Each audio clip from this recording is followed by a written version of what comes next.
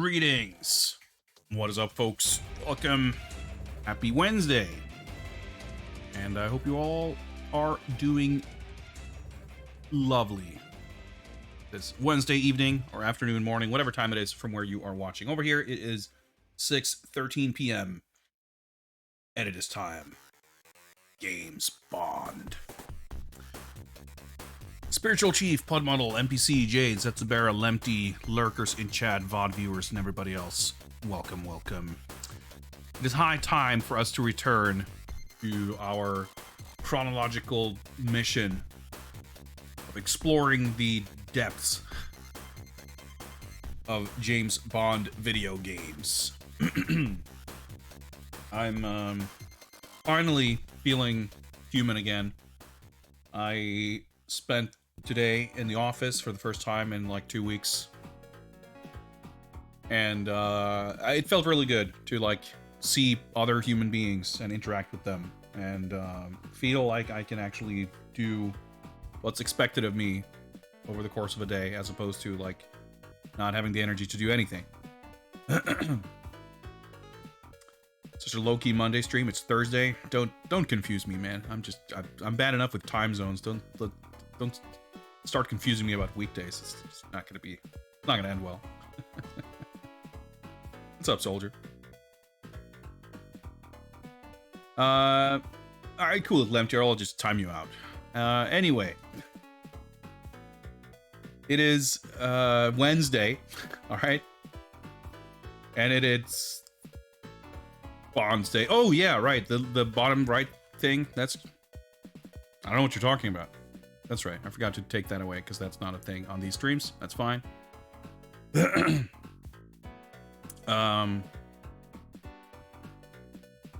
a little bit out of it still.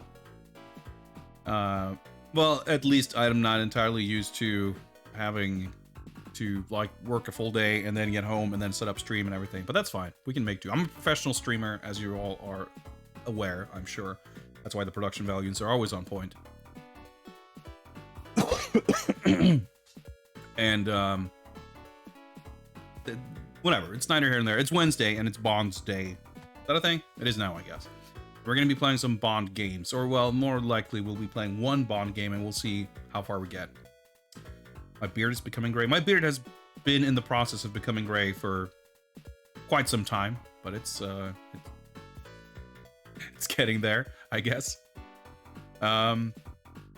I desperately need to get a haircut and clean up my beard and general facial region, I think.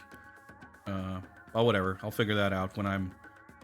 first I gotta be healthy enough to work, and then I gotta be healthy enough to stream, and then I gotta be healthy enough to, I don't know, eat and sleep, and then somewhere around after that, we can start worrying about being healthy enough for, I don't know, hygiene and upkeep. Anyway, due to illness and other scheduling conflicts, we ended up sort of going on a bit of a hiatus, but we're back tonight, and we are going to be continuing where we left off. Last time we played some Bond games, we finished Goldfinger, the Angel Soft text adventure, and it is now time to continue with the second of two Angel Soft text adventures, featuring the one and only 007 James Bond. So, why don't we take a quick look at some lore? What is up, Helical? Yeah, I'm feeling much better, honestly. I am a bundle of joy and energy. Nah, but I've been feeling... I noticed kind of yesterday, I was working from home Monday, Tuesday, and by the end of the day yesterday, I was like so eager to get out of the house and get to the office and like start working. And I think that's usually a good sign. Like when you're on vacation or on sick leave, whenever you feel like desperate to get back to work, that's usually a good sign. It's still a little bit, it's always, I was away for like 2 weeks, so it's a bit, it takes a little bit of I can't fucking speak. Getting used to it. Acclimatize? Is that how you say that? Whatever. So anyway, I'm good. Let's not worry about that. I'm better. I appreciate the concern. But I'm mostly pumped and ready for more Bond action. So, let's get some details here.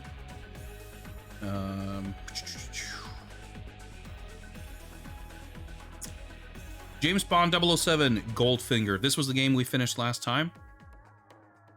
When we suplexed Goldfinger out of the helicopter after kicking the gun out of his hand. Pretty dramatic ending. This was a not very good game. It was very cryptic, very linear, very like awkward parser, and definitely didn't follow the plot of the movie.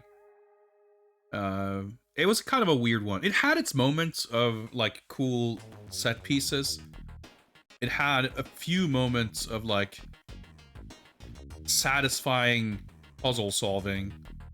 But it also had a good amount of meandering, wandering around, accidental puzzle solving, constant game overs, a very uncomfortably strict timer on everything constantly. So there's a lot of saving and loading. Like anytime you come to a location, you spend a couple of turns looking around and trying things. And even if you just look around, it's like there's 4 objects, you look at all 4 of them, then you get caught by a guard. So you have to load a save game and get to the area and already know what you have to do, because the game does not give you enough time to actually assess the information available to you before you have to make a decision. And I don't know, it's a weird... I don't have that much experience with IF or text adventures, but for what little I have played, these are not very impressive to me. Trooper, did I say hi? I'm so dizzy. If I didn't, then hi. LCC, what's up? It's time for Games Bond. That is accurate. So, following Goldfinger then is game number 4, A View to a Kill. Adventure above and beyond all other Bonds.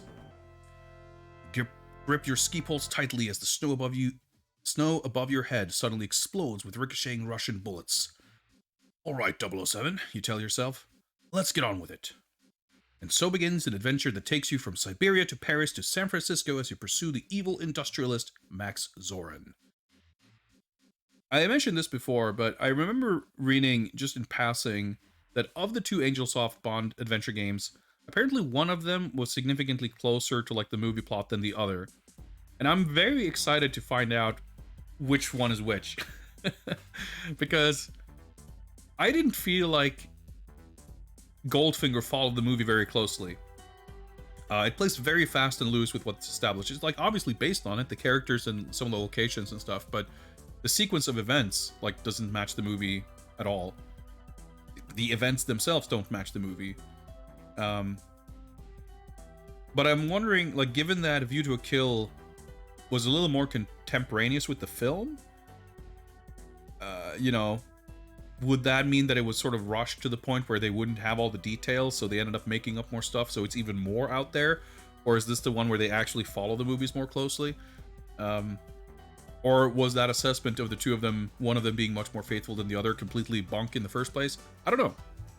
But I'm sure it's going to be not a very good game, but maybe a decently fun time. Oh, they were pretty much the same in terms of plot fidelity. Let's just say my expectations aren't super high on that front. Yeah, I mean, I think the writing, in like the prose, is not incompetent or inept in any way. It is not very well suited to the format. Like, I think some of the writing is actively, you know, counterproductive in the sense that, like, sometimes they use a slightly flowery language that make it not necessarily unclear, but certainly needlessly ambiguous. Let's say what exits are available in a room. So it'll say, like, you know, instead of there's a door to the north, there's a gate to the south. You know, it'll just like be written more in the text of the description itself in a way that like you have to look at it You know, it might say like coming from the north, blah blah blah, and it's like, all right, so that means that if I go to the north, I'll go to what they just described. Instead of saying to the north there is blah blah blah, and it's just like weird little things like that that add a little bit of friction that don't really add anything beyond that friction. But then of course, like the parser and stuff, like the dialogue, like so much of it is just like goofy and a little awkward. The other thing is too, like it's so specific what it wants of you that we ended up using the provided hint pamphlet quite a bit. And unfortunately, we don't have access to the one that would have shipped with A View to a Kill. I have a walkthrough, which I suspect that we will be consulting. But I do not have a hint guide or whatever. So the way this is going to work, I'm going to essentially try my best to figure stuff out, knowing full well that I am not likely to beat the game without a bit of help. So when I reach that point, maybe I will ask chat for input. I have a pretty loose backseating policy in general.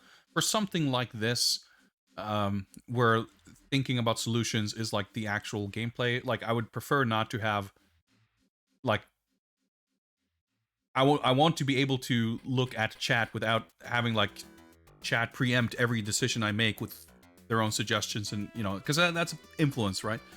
Even if you are guessing, reading a suggestion or an idea will rob someone of the opportunity of coming up with that idea themselves, right? But like I said, I'm usually pretty lax with it, and I know these games are going to be a little bit stupid, so I'm not going to be super harsh on like no hints, no spoilers, whatever. But generally, I'd like to give it a shot, and I'll try to make it clear if I'm looking for influence from chat. But I, you know, certainly I will rather take input and suggestions over just reading the solution. Or, you know, why not? I guess you've played this game, and if other people have played it and know the solution, feel free to, you know, if I ask for it, try to give a vague hint or what have you. The thing that we ended up using the hint book for mostly in Goldfinger was trying to determine whether we were done in a location or not. So, like, just by reading the kind of header for the next section, because the game is so linear, you might be able to go to a few different places, but if I see in the guide that the next section is the lookout point, like it was in Goldfinger, then I know that, well, I shouldn't advance to the airport before I'm done with stuff at the lookout point. So like having some idea of, all right, this is where I'm supposed to do stuff. Am I done at this location? Yes or no? Like, that's the kind of stuff that's helpful. And it's going to be a little bit difficult, I think, to get that from a walkthrough without also getting too much information. But we'll see how it goes. We'll see how it goes. What's up, Atomic Runner? Mindscape Gaming? Yeah. You need a vast mindscape to fully compute all the intricacies of these Angel Soft text adventures. Now, we'll get started shortly, but I should also, of course, give a status update. As you may be aware, we have a number of secret missions to be added to the game list. The official list is at 50 games currently, but there are a number of secret missions that may be added to the list. And the method, the mechanic through which we will add those games is by funding the research and development of Q Branch, and that's where you guys come in.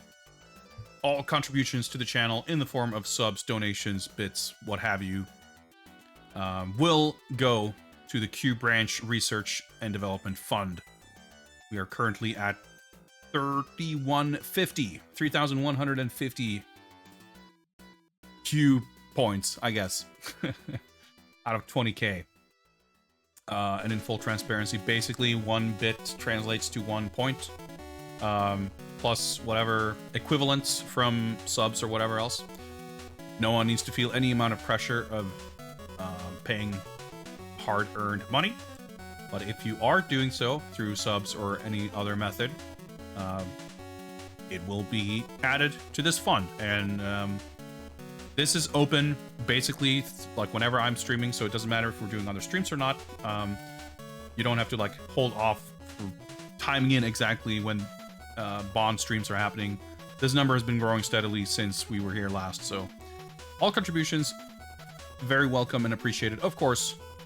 And this is my little way of trying to have some fun with it and making it a little more interactive and have something come of it. So once we get to 20k, and these numbers are pretty arbitrary, depending on how long this takes, or, you know, maybe we'll adjust, maybe different missions will have different funding requirements. We'll see how that all works out. It's a work in progress. But yeah, so that's where we're at with the current Q branch research funding. My voice is still not 100% back, but that's fine. That's enough of that, and I believe it is now time to get started. Because, you know, for some games we might look at some manuals and stuff. I don't have access to the specific reference card for this game, but judging from how Goldfinger went, the majority of the documentation that came with the game is the generic Angelsoft interactive fiction, like an introduction to interactive fiction that sort of explains how things work. And that's the same generic manual they ship with all other IF games. So we've already read that, and that explains how things work. The thing we don't have with the reference card for A View to a Kill specifically is that we don't have the specific list of commands, verbs that may exist in this game, but I think we'll be okay. We might be able to basically trust that the verbs that we used in Goldfinger are going to work here, but there weren't really many specific verbs. I guess we used kissed pussy galore or whatever. I think that's about it. So I think we're, you know, if we have some sense of what we're trying to do, getting stuck on the specifics of which verbs are available to use, I don't think is going to be the real hurdle to get over here. So I think we'll be okay.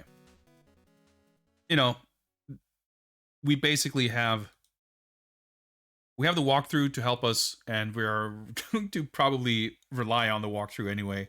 So I don't think it's going to make that much difference in the end.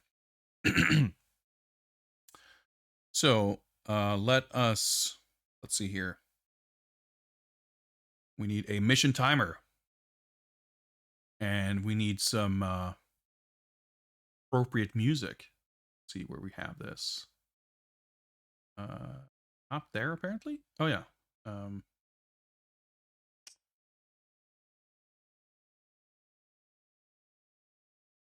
Go with this. Please do let me know if audio levels need adjustments. They usually do. Streaming is a blow up. But if the music is like overwhelmingly loud or completely quiet, let me know and we'll try to adjust for optimal mood setting. And with that, let us bring up the game.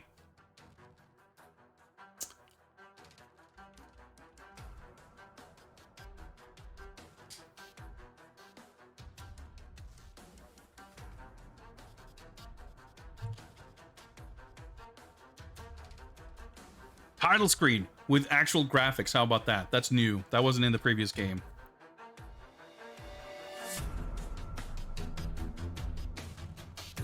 No theme music, no nothing, but some sort of actual graphics.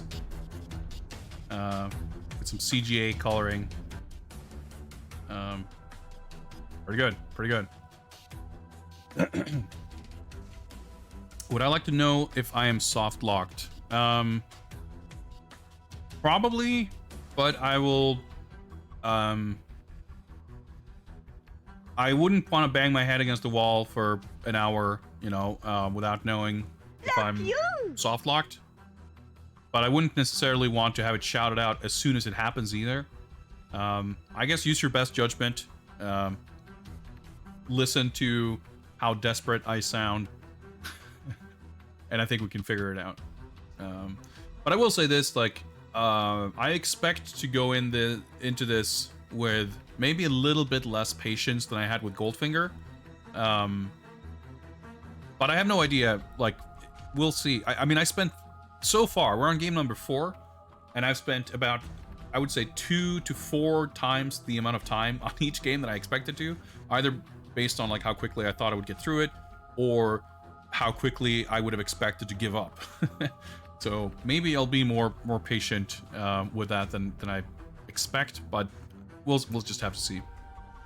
Dubtrue, thank you for the follow.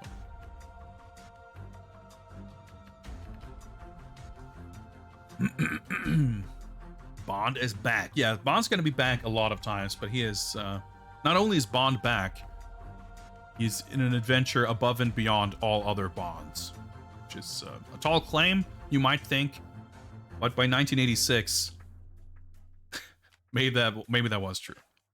What's up, Took Zero? It's our GoldenEye 64 hack. Seems like something someone might make. I have no idea, but I'd believe it. Would you like to resume a saved game? Nope, I don't have one, so we'll start off. Wow, okay. So right off the bat, before I even read the text, we have a move counter. That was true of the other game too, but it also says it's Wednesday and 10:30. So we have actual time and date. That's something that was not in the last game. I have a feeling that it's not gonna mean that much. But I don't know, maybe. Agent 003 is somewhere nearby. Alright, we have no idea where we are or what's going on, but that's fine. I guess we're supposed to read on the back of the box. Are we skiing? I guess, well, maybe if I continue to read. Agent 003 is somewhere nearby. You know what? I'm just interrupting myself, but let me pause real quick. Let me find the back of the box and see if we can read the back of the box. All right, I'm not going to bother putting this on stream, but let me just read through it real quick. So some of the text I have, you know what? Actually, it's not really going to tell us anything, is it? Because it's basically just the text I have here. I took it from the back of the box, and I thought I'd, like, skipped most of it, but not really. So, adventure above and beyond all other Bonds, ski poles, all right, 007, get on with it, etc., etc. So begins an adventure that takes you from Siberia to Paris to San Francisco as you pursue the evil industrialist Max Zorin. And here we get the extra lore. Silicon Valley's fate rests in your hands because your name is Bond, James Bond, and only you can defuse the madman's plot. Experience all the action, excitement, and romance of James Bond in this interactive fiction adventure from Mindscape. That's it. All right, so... Nope, we still have no idea. We're just gonna have to infer what we can from context. Let's resume. Agent 003 is somewhere nearby. The ARR has a good fix on his location. You've got to find him before the Russians do. You know they're out here scouting the area. You can smell them. You are on a rocky ledge halfway up a remote Siberian mountainside. The ledge disappears around a bend to the south, and to the north is a snowdrift. Steep trail leads east to a valley below. Already they're like almost overwhelming us with directions here, but that's fine. Hopefully we should not have to map this out. Suddenly, snow explodes all around you as bullets ricochet wildly off the mountainside. Alright, 007, you tell yourself. Let's get on with it. Yeah, so I mean, the opening scene of the movie is him. It's like the chase sequence, the ski, like it's one of the better parts of the movie. I guess he's there to collect something. Does he like find 003's dead body to collect something or whatever? Who knows? What is an ARR? We may never know.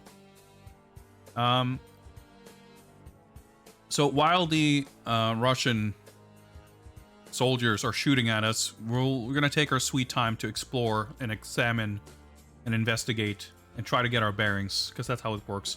And we're going to get killed and then we start over, but at least we've gathered some data. So I can do this, right? You are holding the ARR, the left ski pole and the right ski pole in your hands, and have the skis and the gun on your person. Oh yeah, the classic inventory mechanics where you can hold something in your hands or have them on your person. From the east, you hear the sound of Russian voices. All right, okay. I like that I'm holding... Well, I guess technically you can hold something while you have ski poles. Whatever.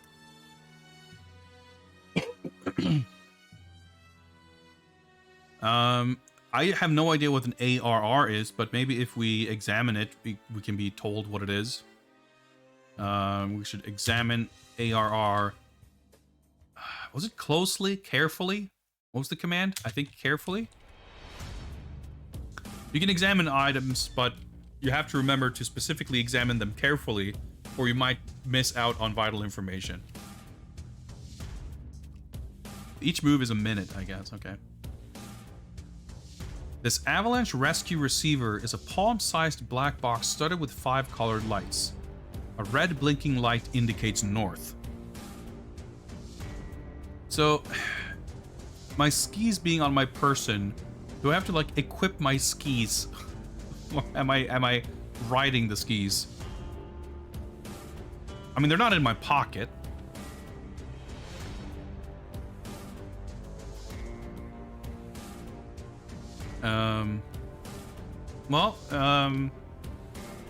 I guess we go north. So there's the thing. I don't remember the specific description of the various exits from the room. And if I wanted to repeat, if I want to like look again to repeat the description, it's gonna cost another turn, and the guards are gonna like catch up with me, and that's the part that's like so stupid. Because like me needing the reminder is not the same as the character of Bond taking additional time to like take in the sights. It's a bit clunky. I feel like that command in particular should not advance time. Well, let's go north.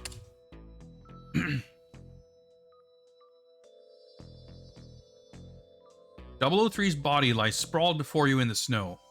Across a field to the east is a hill which descends to the bay. To the south is the ledge. So I guess I aim up over a ledge from the south.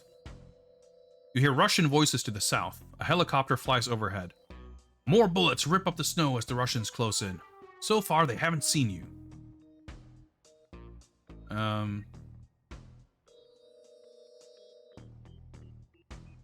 So I guess I can, yeah, there's only 2 exits. South is where I came from, so I'm gonna go east. And I guess, you know, again, as far as the movie goes, there's a big old chase sequence, and then he ends up with this hidden stealth fake ice flow submarine where he meets up with some lady. So I guess that's what we're gonna do. But I suppose we're supposed to retrieve something from 003. I guess he has like the lore on Christopher Walken or something. I forget. Well, I guess we examine 003 carefully. A row of bullets has ripped through 003. His blood is seeping through his clothes. He is dead, but his body is still warm. His right hand is clutching the watch. So probably, if we didn't... Well, I guess we can save. Yes, I would like to save. Number 1 is fine. Now, let's continue. So if I just examine 003, it's probably not going to mention the watch. Yeah, exactly. A row of bullets has ripped through 003. His blood is seeping through his clothes.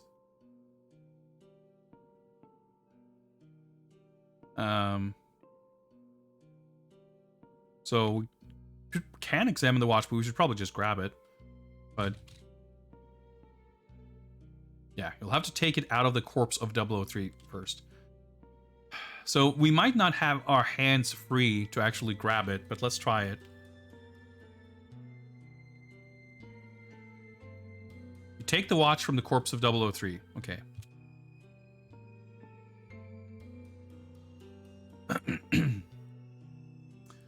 Examine watch carefully. This is an engraved gold pocket watch, perhaps a family heirloom. It is closed. It's probably dangerous to do all this while we're standing around, but that's why I saved. Open watch. You open the watch. It contains the microchip. There we go. Okay. Put watch in pocket. Again, the game distinguishes between items you are holding in your hand and items that are on your person.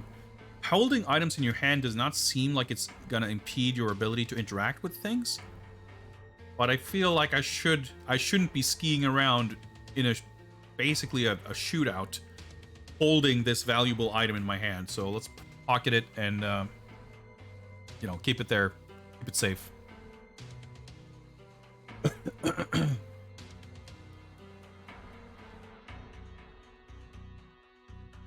Well, I guess we go east.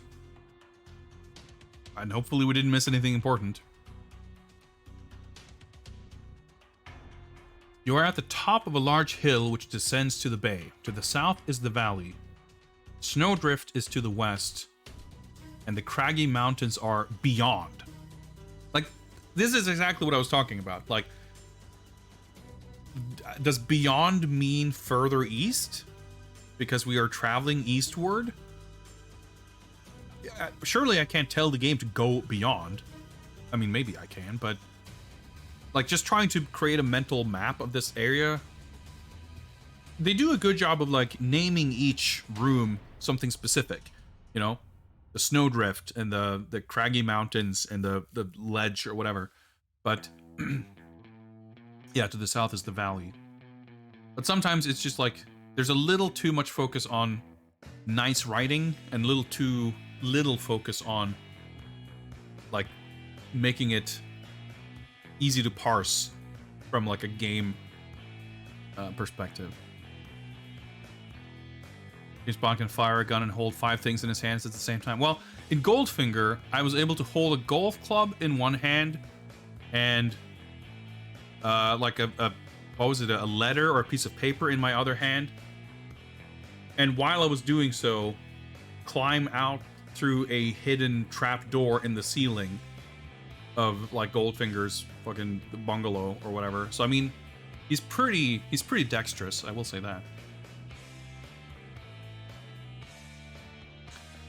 Is overly descriptive prose in text adventures the equivalent of focusing on graphics over gameplay?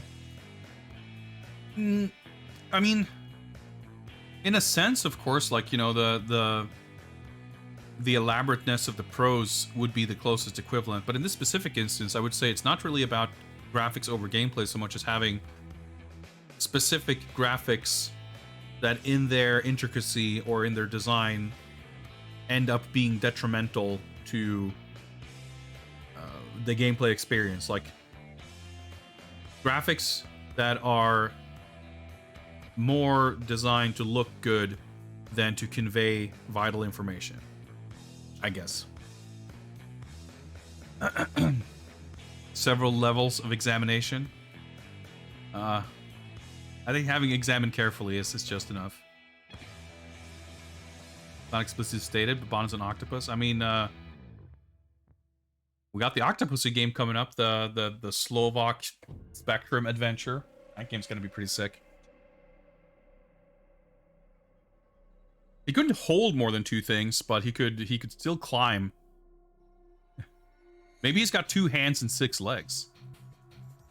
I mean, that could be, right? Anyway, luckily, for all the time pressure, while we aren't typing any commands, we can keep a very leisurely pace. So I wonder if I can go down or if I can go east. Like sometimes it's like it might say there's a staircase down to the east, and then I might type down or east, and either will work. Like I don't want to miss a turn by typing a command that isn't gonna work, and the guards like come catch up with me, because that's the thing that can definitely happen in these games. Oh, Schubert, like, yes, it makes no mechanical, like, you can't expect this game to, like, be cleverly designed on that level. Like, you really have to consider, I think it's probably true for many text adventures, but I can't speak for them, but I can say based on my experience with Goldfinger at least.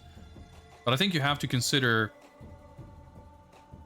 your experience interacting with the game, even if it is literally you kind of wrestling with the parser or whatever. Like, that is the experience, that is the gameplay. So by having the ability, like, the equivalent isn't necessarily doing something quickly versus doing something slowly, like typing in carefully. Like, what you're suggesting makes logical sense, of course, that the abstraction in the gameplay mechanic part of doing something, you know, if you can choose, if you can elect to do something carefully, that sort of implies that if you don't, then you're doing it sloppily or quickly or carelessly or what have you, right? Whatever the opposite would be of doing it carefully. And because the game has a sort of time mechanic, you would assume that that's what it translates to. That's how that makes, like, that's the distinction. But I think what they're going for, it seems like pretty much so far, at least across the board, turns take a minute, and that's it. But I think the idea is basically by having the game make that distinction, it's not a matter of the game world advancing faster or slower, but you as a player having to have the presence of mind to remember to examine something carefully. Like having the ability to slip up and accidentally kind of not think to do it, and you examine it normally. And I think, you know, from a pure sort of gameplay design stance, like, it's not very sophisticated or elegant game design, like from a pure mechanics standpoint. But at the same time, like, I do think it kind of ties into the idea that so much of the experience you have with these games is about the immersion that you as a player kind of bring to it. But that's just my take. I wouldn't say that it's like actually or objectively that way, but that's kind of how I think about it, I think. But your basic quick assessment there of seems pointless, I mean, yeah, that's, I can't say that's off the mark. It's, there's a lot of things in these games that seem quite pointless.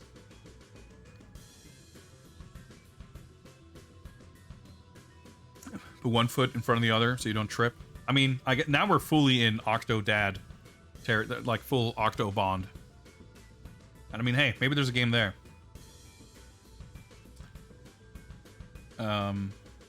Well, Lemty, I didn't look super closely, but it seemed to me that it was always, like, whatever I did was just 1 minute. But maybe I'm wrong. Maybe it does take more time. I don't think it did, though. Like, in Goldfinger, there was no explicit depiction of the time, but you understand and know that time passes because if you fuck around looking at things for 3 or 4 turns, then a guard shows up and it's game over, you know? I guess we'll try to go east and see if that's where we're supposed to go. If that is, if east equals beyond, if Craggy Mountains, I don't know. Maybe I can go to the bay. Well, let's try east and see what happens. You can't go that way. All right, okay. So Craggy Mountains, I guess that also doesn't make it clear if they're... Is that a mountain wall, you know, that I can ascend? Or is it like a cliff that I can descend? I don't know. We can try to go down and see if we can go downhill. Yep, I guess so. Before you is a bay near the Kamchatka Peninsula. Huge eye flows dot the bay like a school of sunbathing white whales. Your getaway is to the south. Behind you is a large snow-covered hill, marred only by your tracks. Before you can make a move, a Russian officer skis out in front of you and aims his gun right at you. I was just about to say, having read only the first paragraph, this seems significantly less action-packed than in the movie. Alright.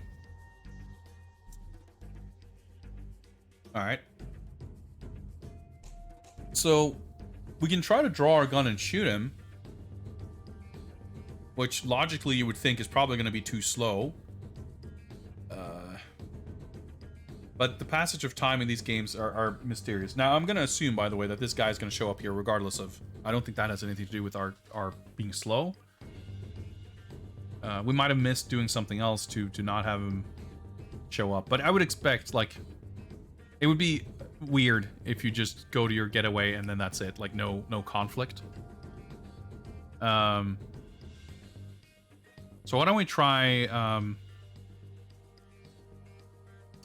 Do I type get gun or draw gun? I think you can use get to take something out.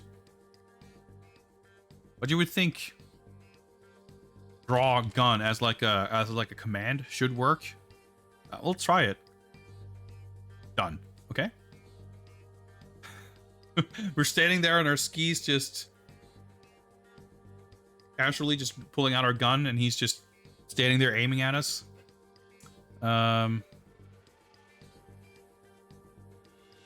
Shoot officer.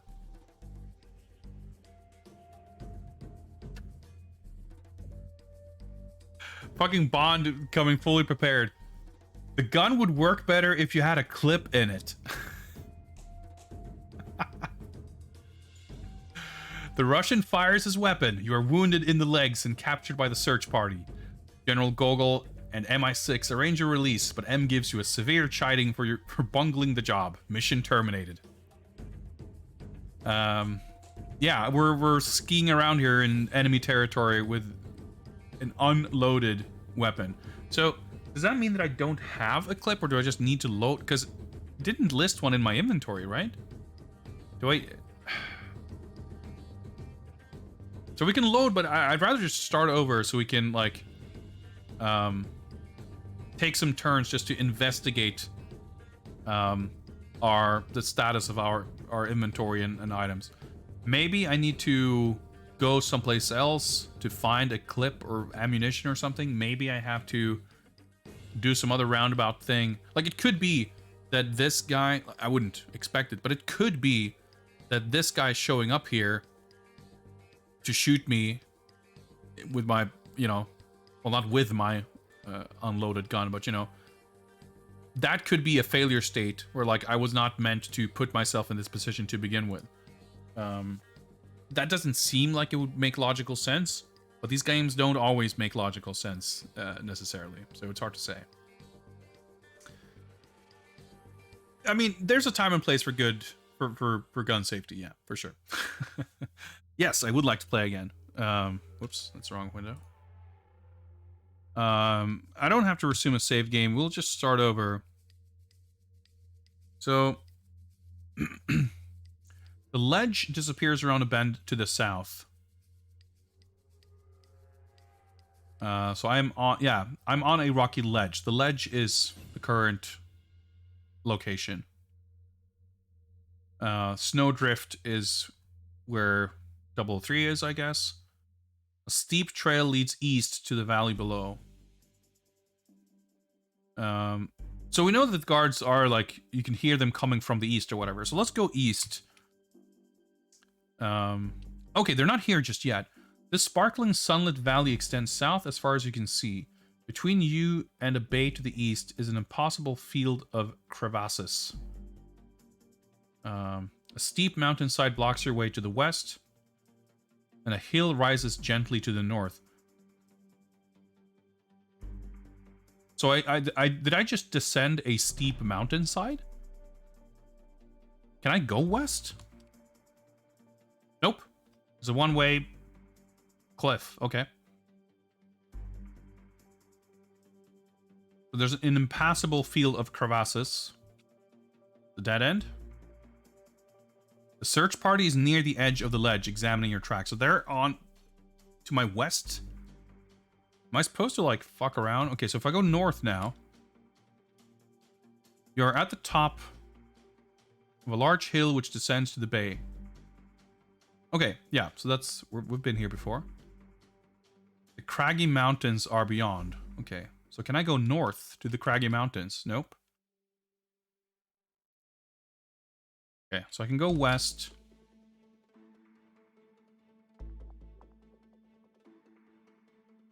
I can get the watch. Put watch in pocket. Yeah, let me try this. Can I get gun? Remove the gun. Okay. Examine gun carefully. This is your faithful Walther PPK. The gun has no clip. It was damaged during your parachute drop into Siberia, so you threw it away. That would have been good information to have. You would think that Bond is aware of that fact. But we as a player have no idea, so we have to actually investigate. Yeah, by the way. But okay, I guess that means we have to outsmart and outwit the officer. Maybe we can kick the gun out of his hand with our lengthy skis. Maybe we can throw the gun in his face. Maybe we can do a little flip and suplex him into a, you know, the icy water. But you know, that explains that. I think I feel reasonably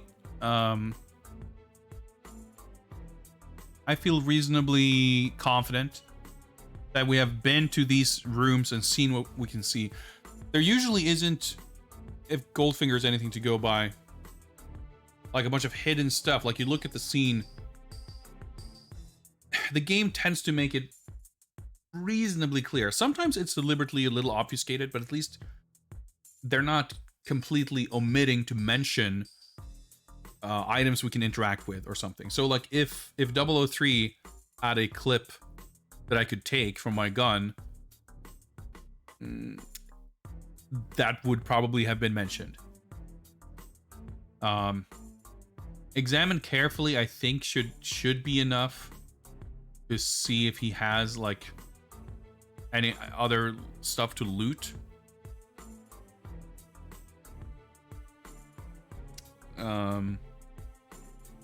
We can try to just like get clip, because if there was something we could examine to find that there was a clip, I don't think we necessarily need to actually have typed that first. It's just there.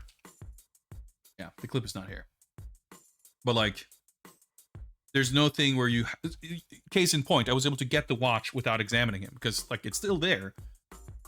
The game doesn't require you to actually have examined, you know, the person first. So I don't think we'll be able to find a clip. Well, let's go east, return to the hill, and then go down. I don't know what direction, but that seemed to take us where we wanted to go. Yeah. So we're in the bay. Your getaway is to the south. Behind you is a large snow-covered hill. That's, yeah, okay, so that's the other thing. Behind you, like, wait, all right, I typed down, or like, okay, so what direction is that? Up? I don't know. North? Who knows?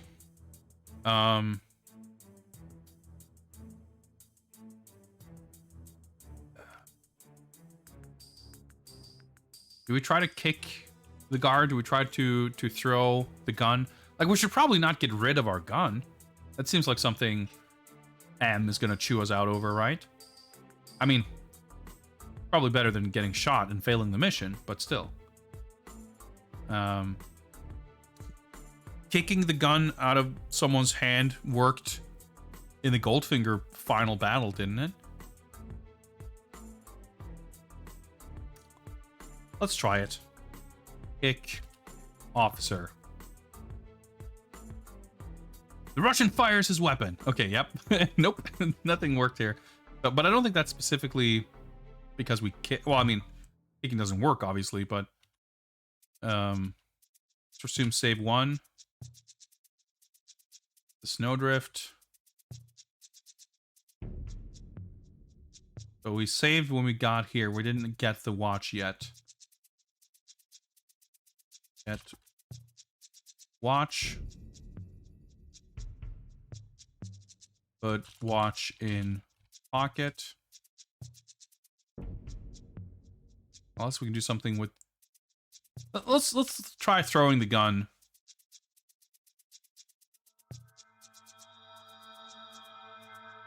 I guess remove it from my person is what that means. We should have time to do this. You're holding the ARR, the left ski pole, the right ski pole, and the gun in your hands. Maybe, I guess the 2 ski poles don't infer a penalty, whatever. They don't count. I guess we got one of these like wristbands or whatever, so they're not on my person exactly, but I'm holding. I don't know the skis though. It's a little confusing. It's just walking backwards. If there's dumb as us, it should work. I don't know. Use the Russian officer as a mogul. Do a sweet trick. We'll see. Let's go east. The search party spots your location and begins to head in your direction. That's a slightly different text. Yeah.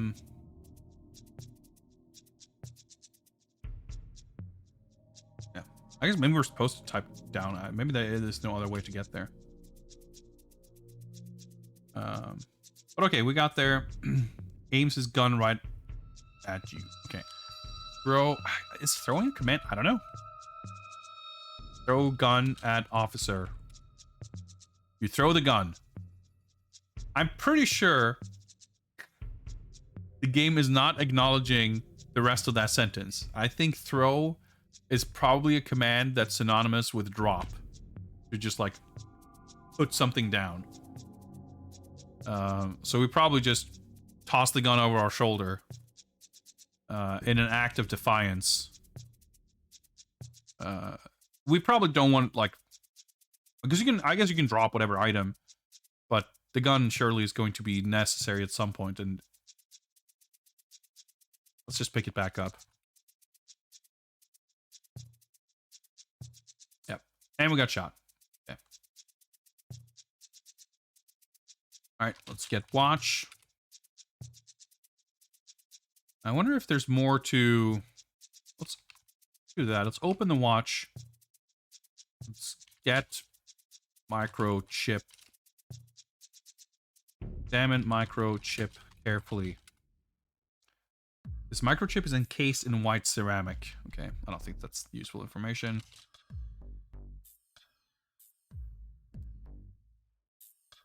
Yeah, okay.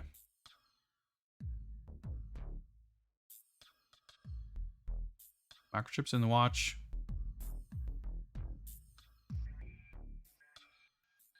Alright, so kicking the guard didn't work. We can try flip, which is the command used for like tossing a person. We can try poking him with our ski pole. We can try ducking.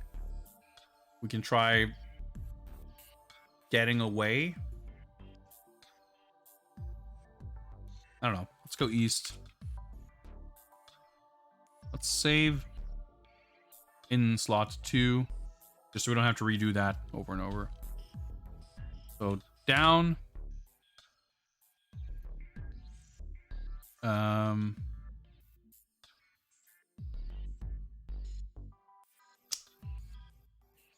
getaways to the south. Well, I mean, what happens if we go south? He's probably going to shoot us, right? Yeah. That doesn't work. 2.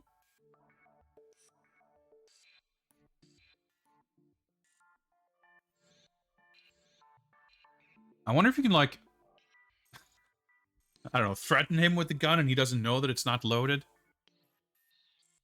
Let's try flipping him or using the ski pole. Oh yeah, down. Flip officer. Nope.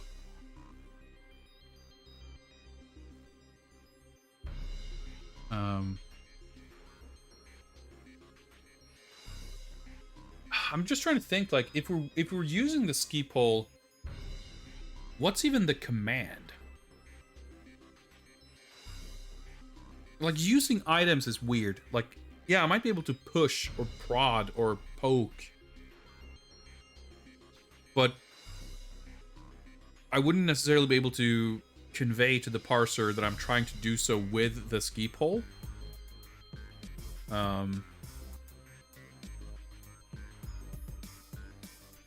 So can I go up? Nope, he just shoots us.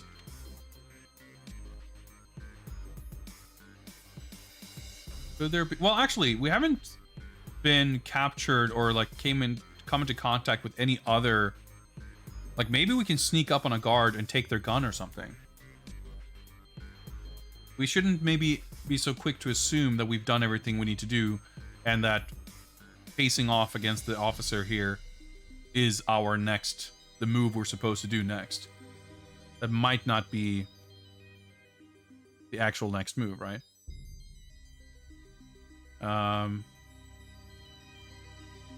So if we go south... yeah, the search party is here. A search party descends upon you. You attempt to get away, but a shower of bullets force you to surrender. MI6 arranges your release, but you've caused your chief great embarrassment. Mission terminated. Okay. That would imply to me that getting into any kind of contact with the search party is just... that's it. That's game over. In other words, I'm back to thinking that we probably have everything we need. It's mostly a matter of getting the right command against the officer. Vonot, if you're around or anyone else who knows the game, or for that matter, if you look up a solution, that's fine. Am I correct in assuming that to advance, I just need to figure out the correct commands against the officer, or did I miss anything else? If anyone, like, if no one can answer that, that's fine. But if someone has an answer, feel free to let me know. I'll continue banging my head against this wall. Is that a yes? I'm on the right track. I'm sorry, I don't remember exactly how I phrased the question. But I take it to mean I didn't miss anything. We just need to outsmart the officer here.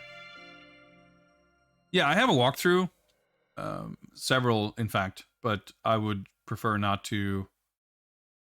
If I can get a hint, I would rather take that over just being told the solution.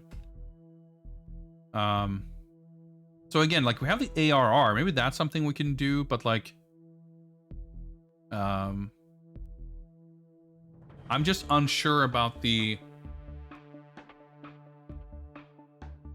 possibilities of, like, actually using an item in that way. Like, I'm not sure if the game can really kind of support it, and if it does, I don't know exactly how to phrase it. I do have...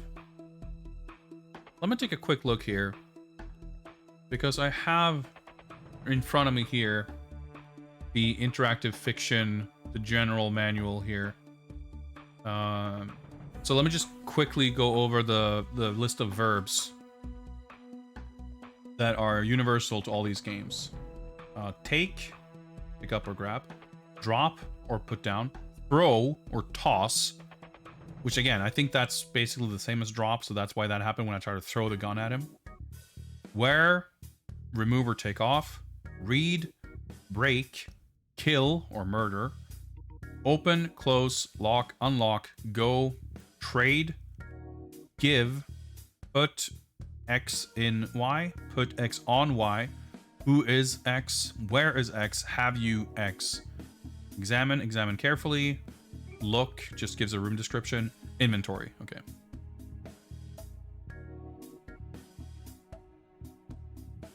Not sure if I got the last... All I see is that you wrote yes. I don't know. If you wrote some other hint, why not? Please repeat it, because my chat that I can see matches what you see on the overlay on stream currently.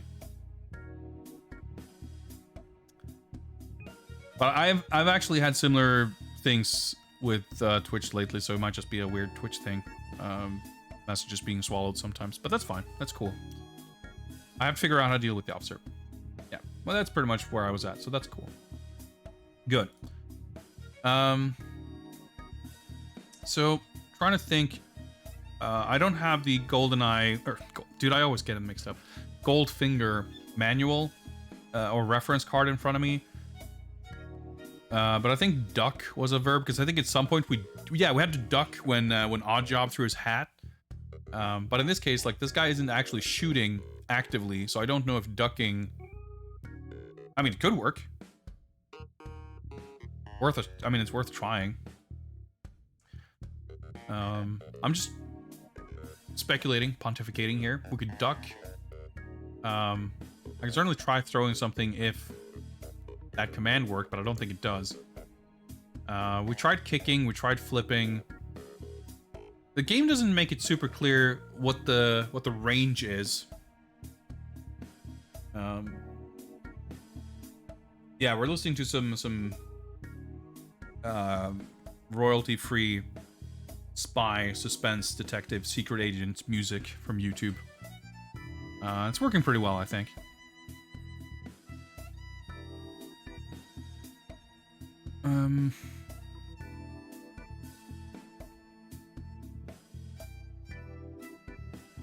Or you can make a move. A Russian officer skis out in front of you and aims his gun right at you.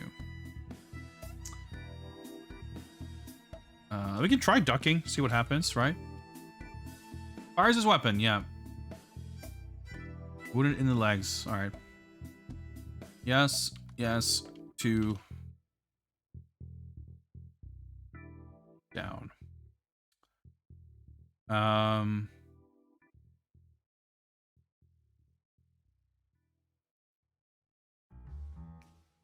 Look behind you, a 3-headed monkey? I don't know. Shoot you down, maybe try jumping. That was literally my first thought, actually. Can I, like...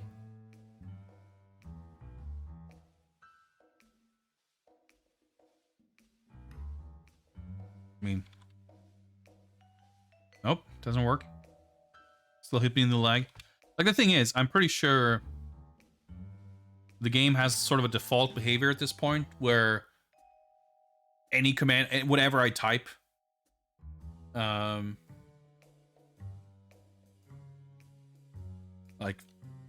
hello there, officer. Unspeakable horror awaits you. And we get shot. Hey, what's up, Cody? 42 months of unspeakable horrors. And that's another couple of points towards the Q Branch Research Fund. Thank you very much for that. Enjoying your ice skull. It's a pretty high level skull. Thank you again, Cody. I appreciate it. So we have to like figure out the very specific phrasing for the very specific thing we have to do here. I feel like the skis and the ski poles would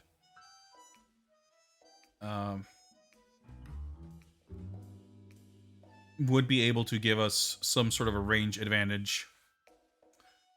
How exactly? I don't know.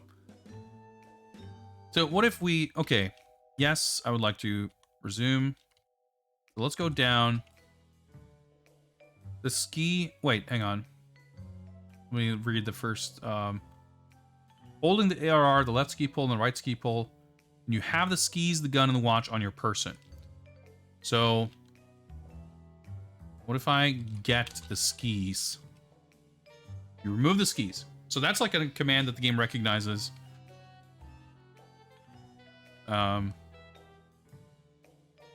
and it doesn't kill us instantly. That doesn't mean that it's the right thing to do, but it works at least. So that should mean I'm holding them in my hands. In fact, let's inventory. You might get shot. Yep. Skis in your hands. Okay.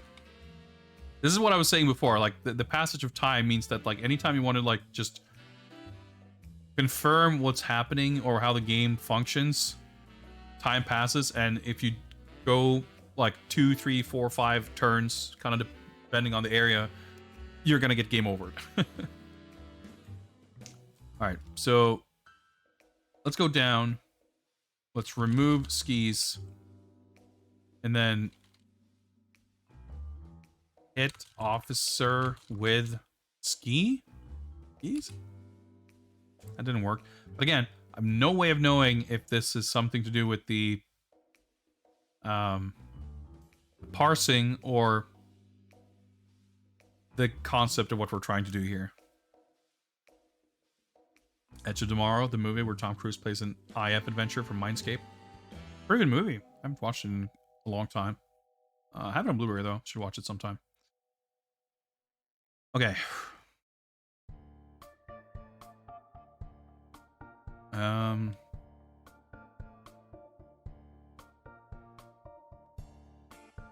So like if we try to, just out of curiosity, if I type kill officer,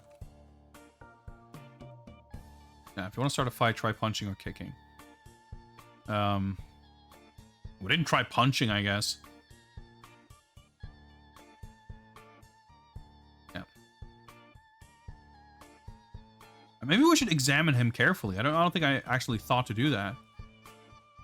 That might give us a hint. Let's go down again. Examine officer carefully. Even if he shoots us in the process, we might learn something that we can use. The Russian officer is dressed in a gray parka and ski pants and is sneering contemptuously at you as he calls to his comrades. Okay, that's a detailed description. Maybe we can pull down his ski pants.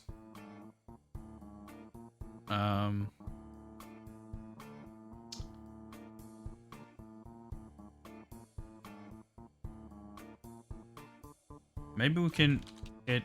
Actually, maybe we should, like, kick... I was gonna say kick gun, but it's gonna assume that we're talking about our gun. Yeah, that won't help matters. And again, the way it worked in Goldfinger, we just kick Goldfinger and it's like we kicked the gun out of his hands.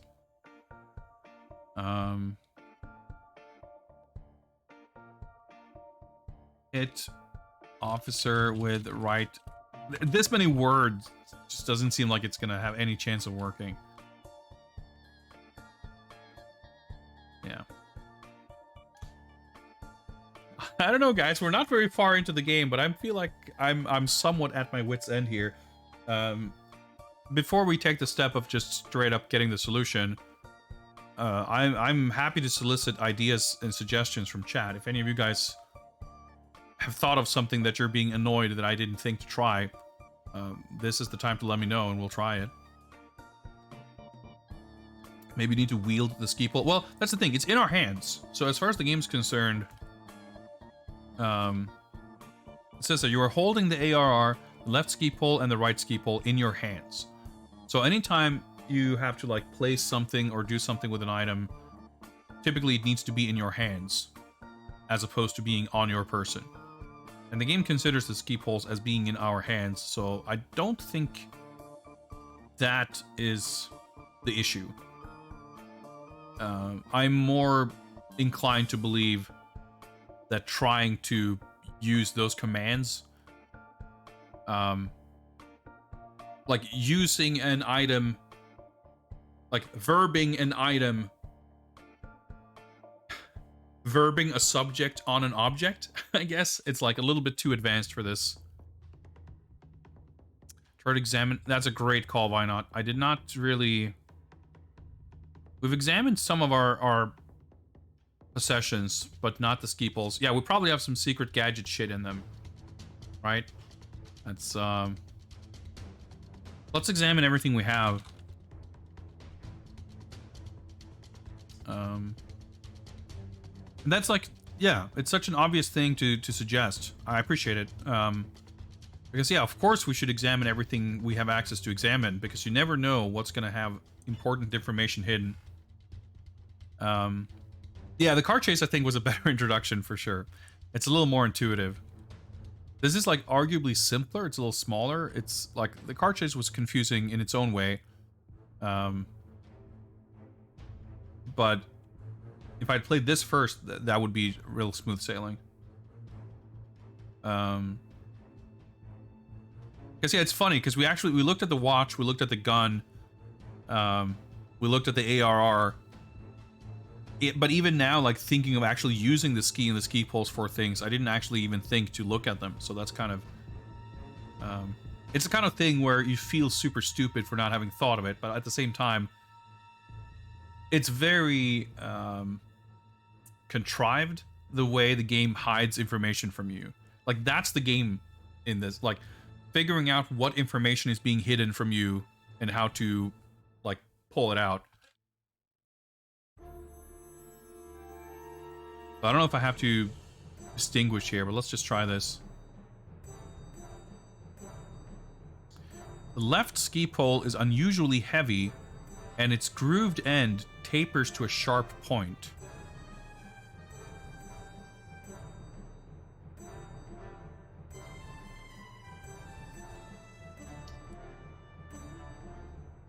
So I'm supposed to use stab or something? Can I... If I now make it clear that I'm talking about the left ski pole?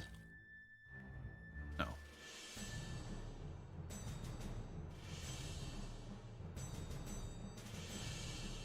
The right... Oh, okay.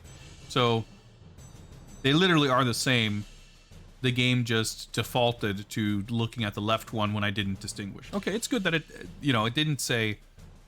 What's a ski pole? I only know left ski pole and right ski pole. So that makes it, but yeah. In hindsight, it makes sense, but it was a little confusing there.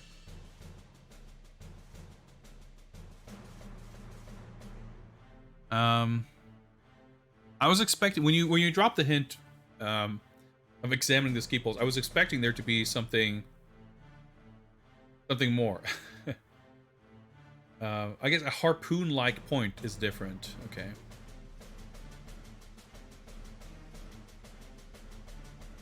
But they're both unusually heavy. They both taper to a sharp point, but one of them is harpoon-like.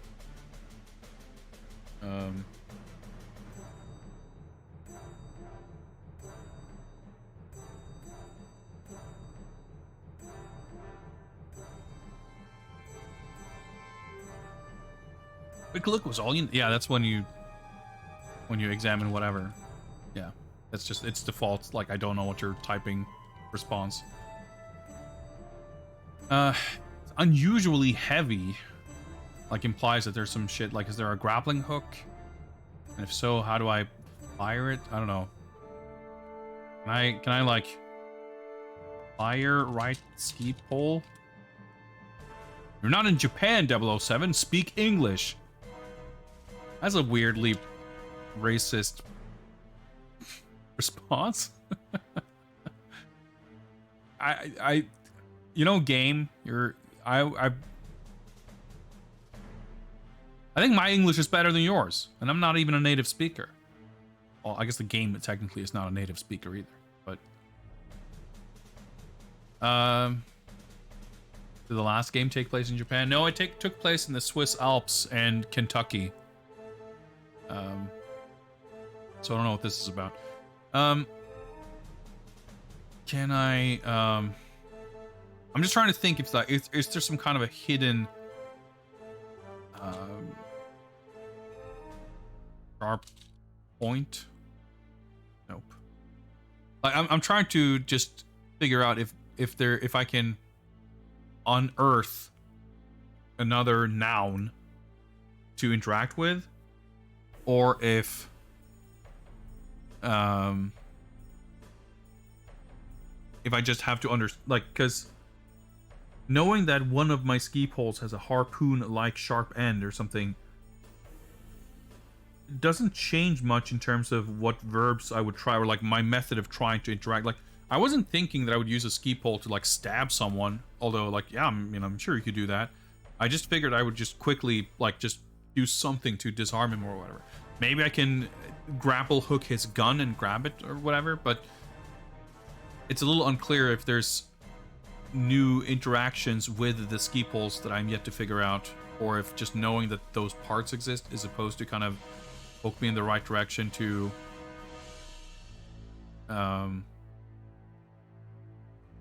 figure this shit out. Yeah, I don't know. Find the right verb. Yeah, the first game didn't have that much of that, but it might have had it. And that's the thing. It's not. I don't even know if it's the verb, but it's more like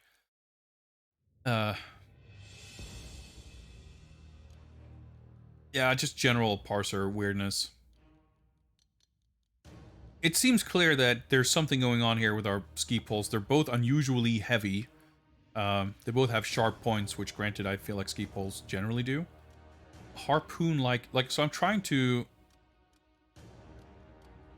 Alright, so we're not at the guard, but because if I type the wrong command when I'm at the guard, I game over instantly. So I'm just sticking around here and trying to figure out the interaction here.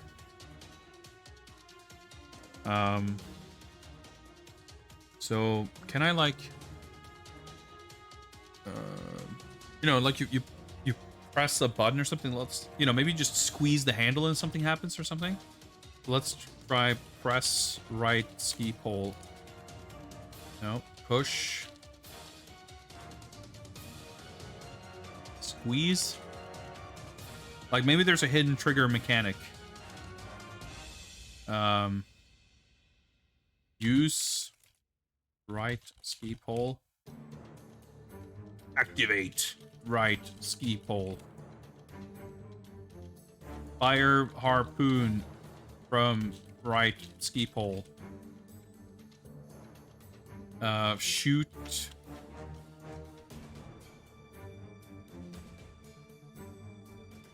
You wasted your only shot. The harpoon sails out of sight. Okay.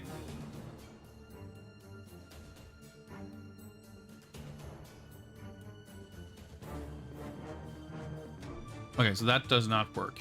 So fire. So shoot. Okay. Now. Okay, let's try again.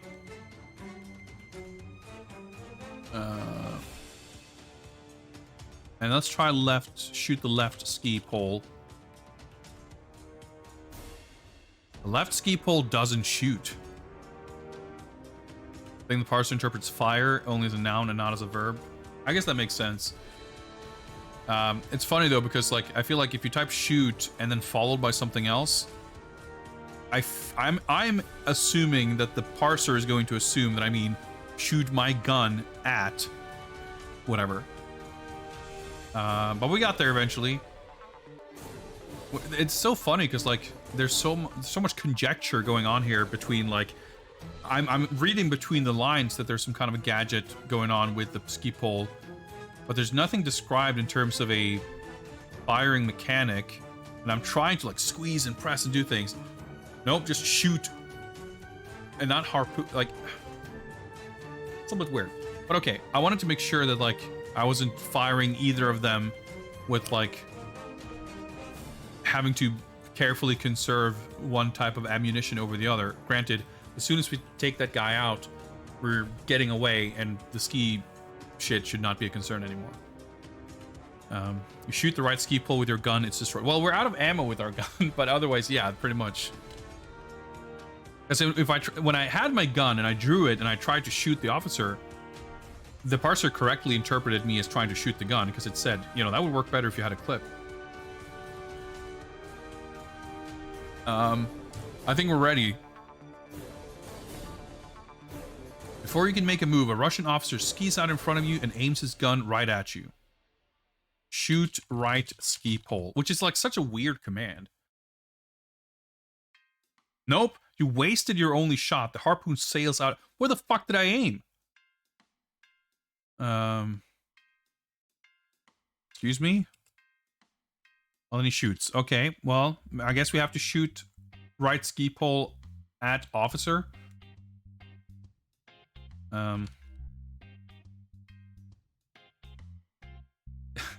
Yeah, I guess we just like flipped it upside down and shot it like, as you would think if you're not aiming or doing something else, you would shoot it into the ground, but I guess it's sailing away somewhere. Okay, let's try again. Go down, shoot. Maybe I have to aim the. Yeah, let's try. Shoot right ski pole at officer. You squeeze the right ski pole's handle, and the built-in harpoon hurtles toward the Russian. The man screams and flings his machine gun into the bay as the harpoon pierces his chest. It's like, even the way this is written, it's like it's deliberately and specifically written to inform you that there is a secret firing mechanic in the ski pole's handle that'll shoot a harpoon. Because at this point, you may have inferred and figured out that that's probably the case, but the game has certainly not made it explicit. He drops his gun in a specific way such that we cannot pick it up, which makes sense. We don't want to, you know, get the feeling that we could take on these the other guys in the search party. So that's good, I guess.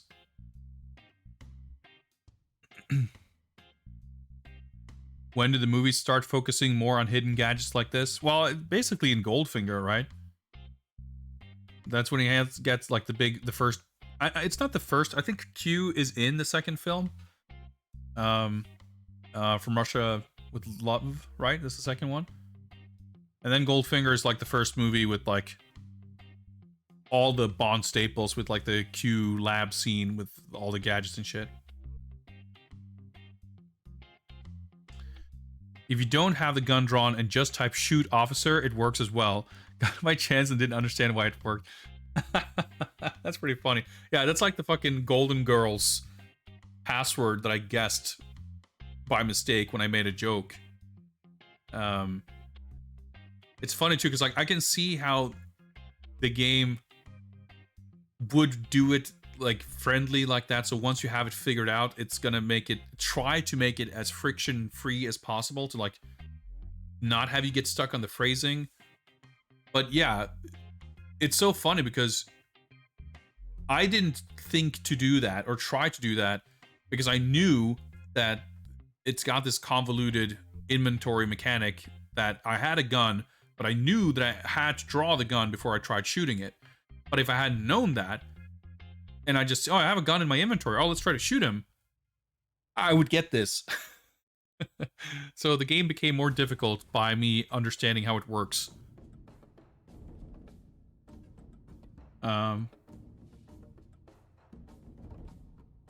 Thank you for being a friend. Here's this gun I didn't know I was carrying. Yeah, pretty much.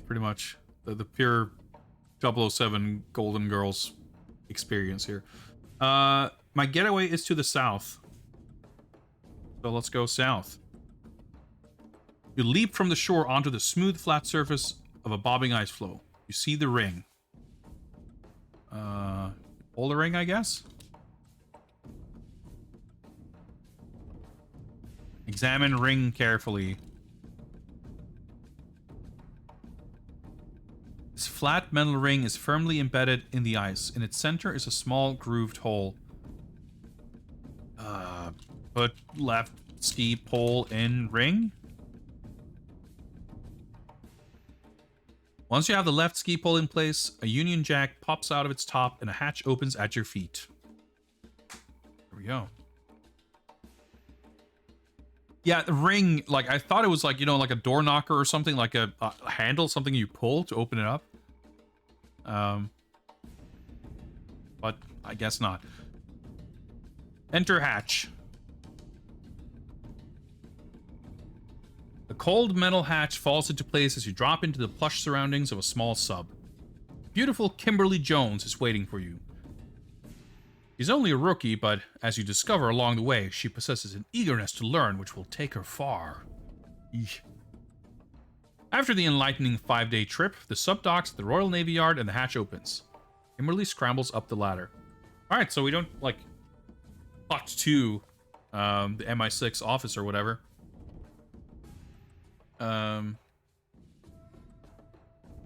It clearly doesn't seem like there's anything else happening in this room that we can do or grab or whatever. So I guess we just go up.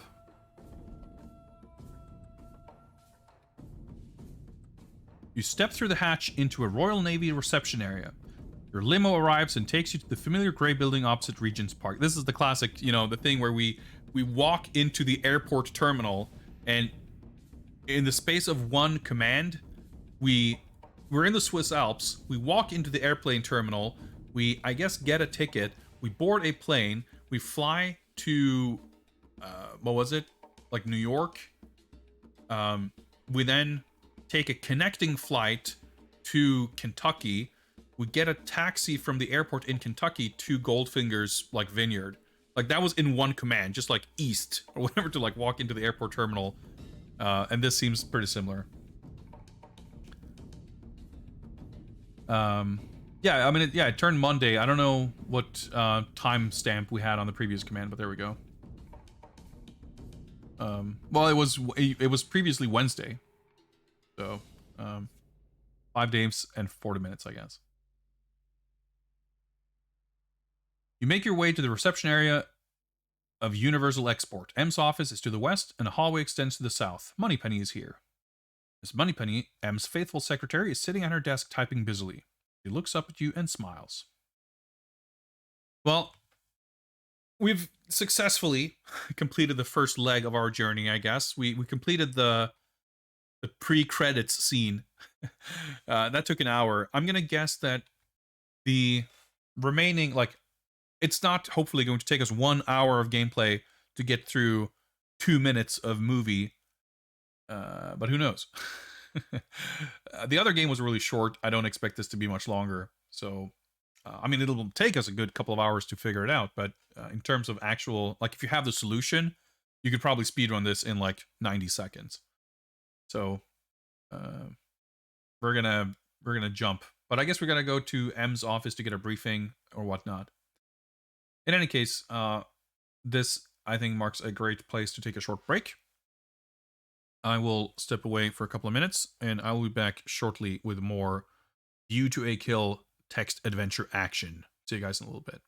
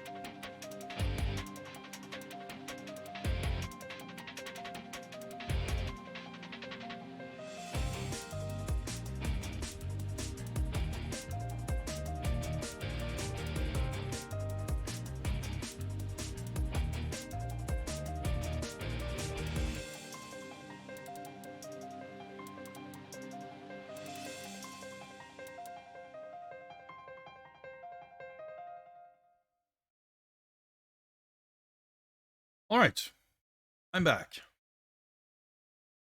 Let's get some music going, but let's mix it up a little bit, shall we? Got some sweet jams. This company. Volume seems pretty low, but let's see if it's kick in here. There we go.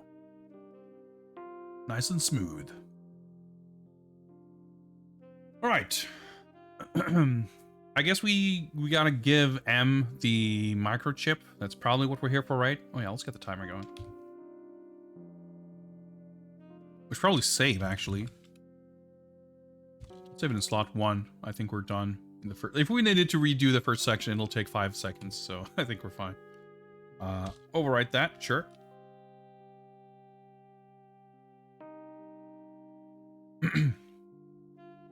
Now, of course, I can't even remember what was in the room here, so let's just look. That takes a minute. Moneypenny's here. All right. M's off's to the west. Hello. Moneypenny? Hello, James. You've been giving me the cold shoulder recently.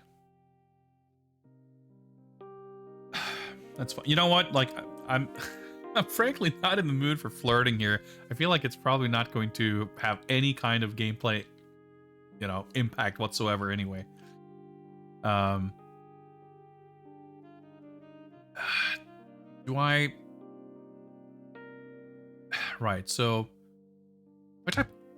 Actually, let's do this. Moneypenny... So if you type a name of a character, comma, and then, like, that makes it a little more extra clear to the game that you are addressing that person in conversation. I want to ask about M, or, like, acknowledge that I'm here to see M.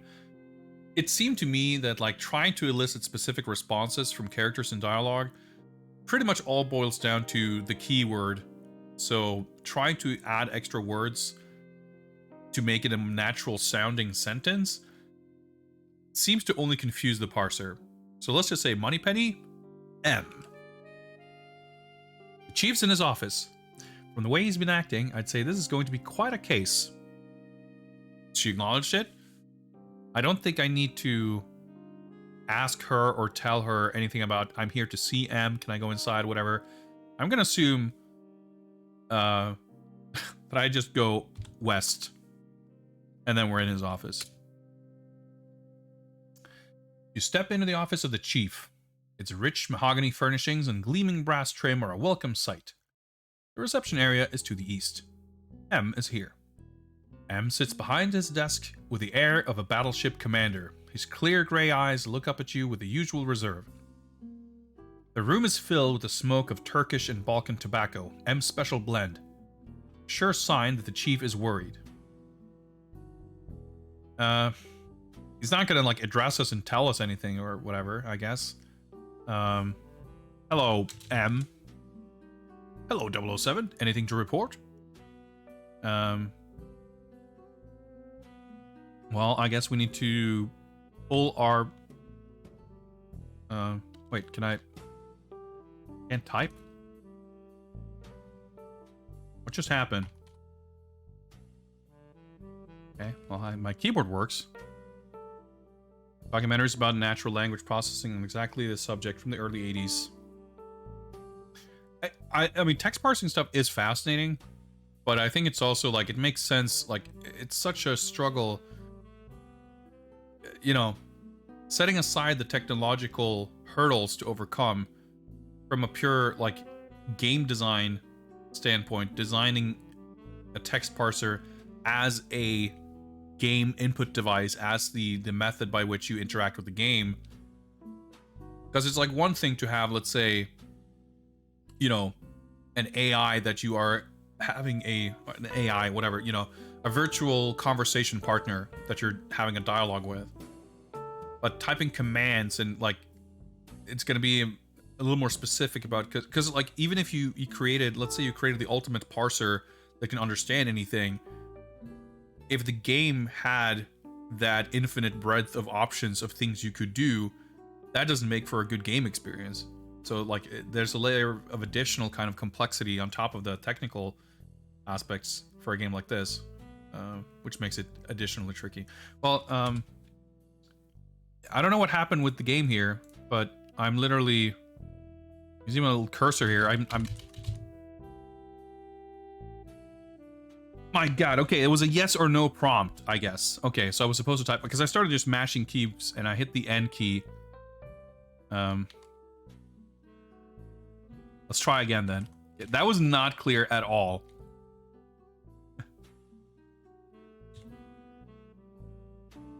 Yes. Oh, I'm just fucking around, and then Q pops his head in the door. Okay.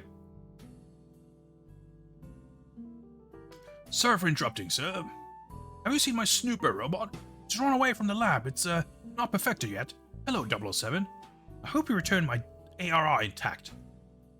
Leave these wires and calculator for you. Please take care of them for once. And with that, he leaves the room muttering. Okay, so let's just load or restart is how you do that. I would like to play again. I would like to resume a save game number 1.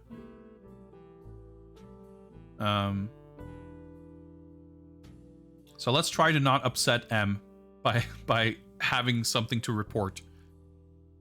Let's go west. Hello, M. Anything to report?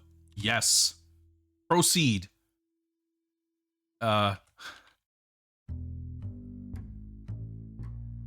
retrieved a microchip. Which M is already an expert on, apparently. That chip is impervious to the magnetic pulse of a nuclear explosion, almost identical to one being developed by a research group in California. 003 found it in a remote Russian installation. His last cable indicated that it isn't Russian in origin, and we have to find out what the Russians are up to. Is it like a puzzle where I have to navigate this conversation carefully, or is it literally not going to matter at all? Get, watch.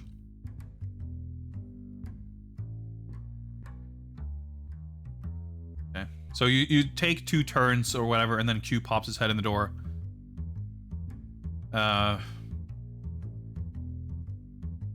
Sorry for interrupting. Have you seen my snooper robot? Blah, blah, blah. Hope you're trying my... Oh, yeah, my ARR. I don't have it in my inventory anymore, right? So I guess I returned it. I leave these wires and a calculator for you. Please take care of them for once. Okay, so wires and a calculator. Examine wires. This set of thin wires has been handpicked for you. Because of their size and flexibility, they are easy to wear in one's clothes. Is this some kind of a grappling hook type situation? I was trying to think of, like, does he use a wire thing when he's like rescuing that girl from the elevator? But no, because he climbs out of the elevator shaft to drop down the fire hose, specifically because he doesn't have a tool like that, I guess. Maybe there's a wire grappling thing at some point in the movie, or it's a completely different type. Maybe it's a strangling wire. I don't know. Examine wires carefully is what I should have done. Okay, get wires. No, I am holding the ARR. Okay.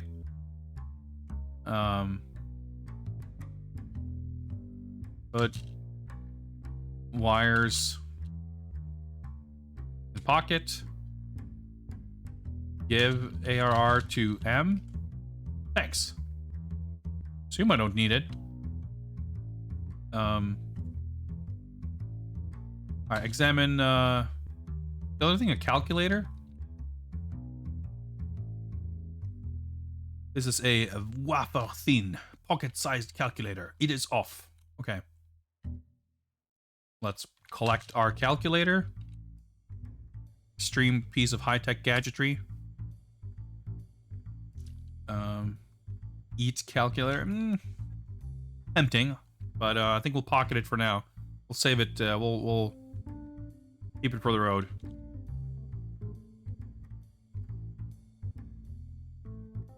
Okay. All right. Going back to what we were doing. Open watch.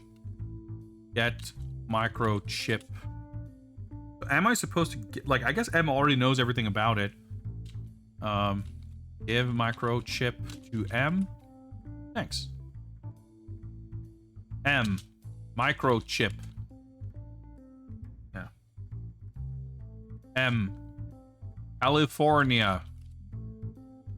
All I can think about now is the case. Okay. Research group. It is a handpicked group of the finest microchip specialists. Okay, M. Ace. No. Russian. At least you killed only one this time. It's so weird. It's like we literally stepped out of the submarine into his office. I guess we did some kind of debriefing over the phone while we were having sex with the lady for 5 days straight. I don't know. It's a little unclear. In the office of the chief, the reception area is to the east. I got the calculator and the wires. Like, this is, like... It's coming back to me. I feel like this was something very, like, frequent in Goldfinger as well, where it's like, what is my objective? What am I trying to do? Like, yeah, okay, we need to inspect Max Zorin and the you know... If we're following the plot of the movie, like, infiltrating his horse farm, whatever, we're gonna go incognito as St. John Smythe. We're gonna bully our poor friend.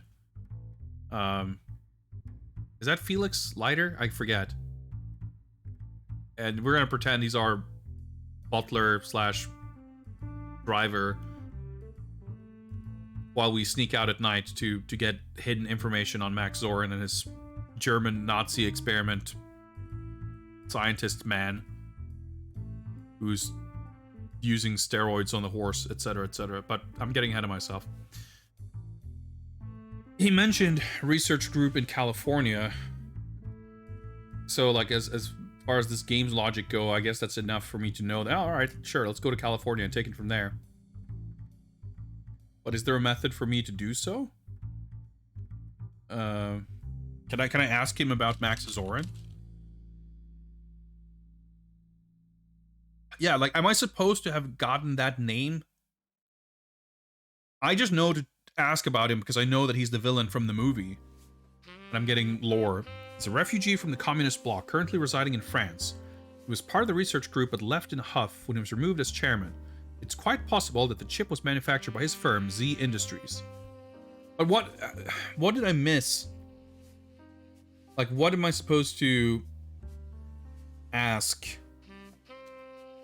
to know that I can ask about Zorin?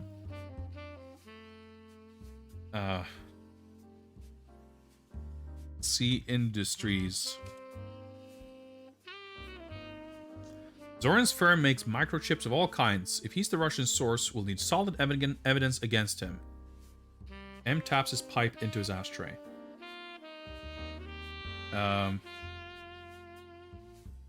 Evidence. A trip to Siberia addled your brain, 007. Dude, stop. Don't tell me I have fucking brain problems just because you don't speak English, game. That's, a little insulting.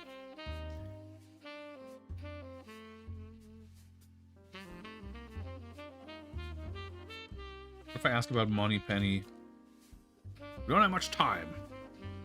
Yeah, the game's always like chastising me for fucking around when I'm like just desperately trying to understand what the game wants of me. France?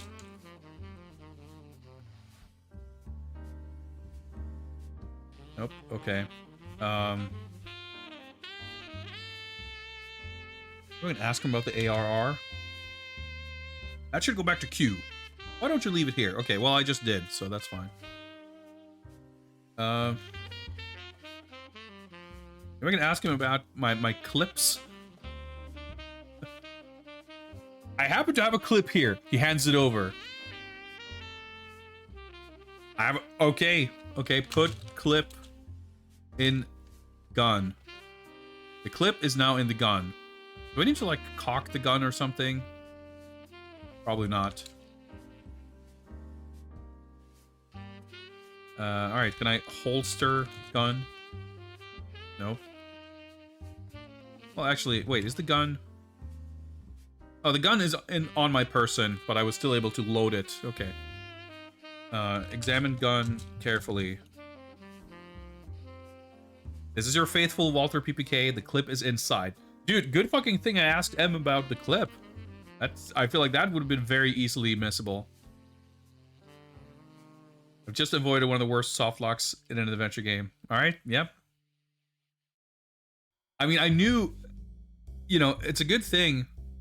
That's so funny too, right? Because, like you said before, if you accidentally get the harpoon thing without understanding what set it up, you wouldn't have gotten the hint that your gun, that you don't have ammunition for your gun, right? So certainly at some point you will come into there's going to be a part of the game where you need to fire a gun and you need to have received the clip, right? But you could very easily pass through, like if that had happened in the beginning and you sort of luck your way out of the ski situation, you would have no idea that your gun isn't loaded until, well, it's too late. So there we go. That's good. That's worth a save. Did that on number 2, sure. Well,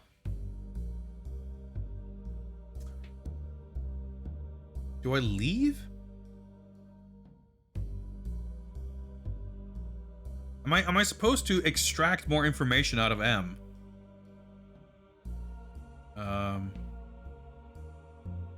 Horses.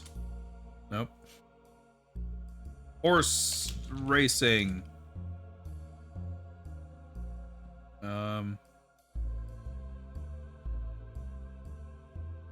Investigate Zoran. I typed Zoran, so then we get this. Okay.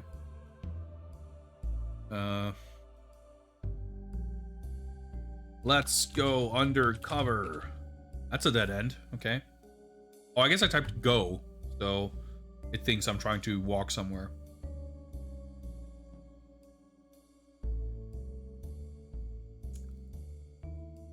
Well, we saved here. Let me try to walk around and explore.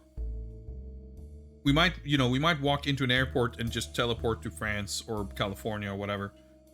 Actually, yeah, the back of the box mentions that we go to Paris, right? Because that's, yeah, the whole, like, Eiffel Tower shit is in France, right? So, makes sense that we are going to go to Paris before we go to California, before we go to San Francisco. Now, just because we could end up finding ourselves in Paris doesn't mean that we didn't miss anything important. Case in point, the clip. But just to you know, assess is what I'm trying to say, not assert. Assess our options here. If I go to the east, back in the reception area,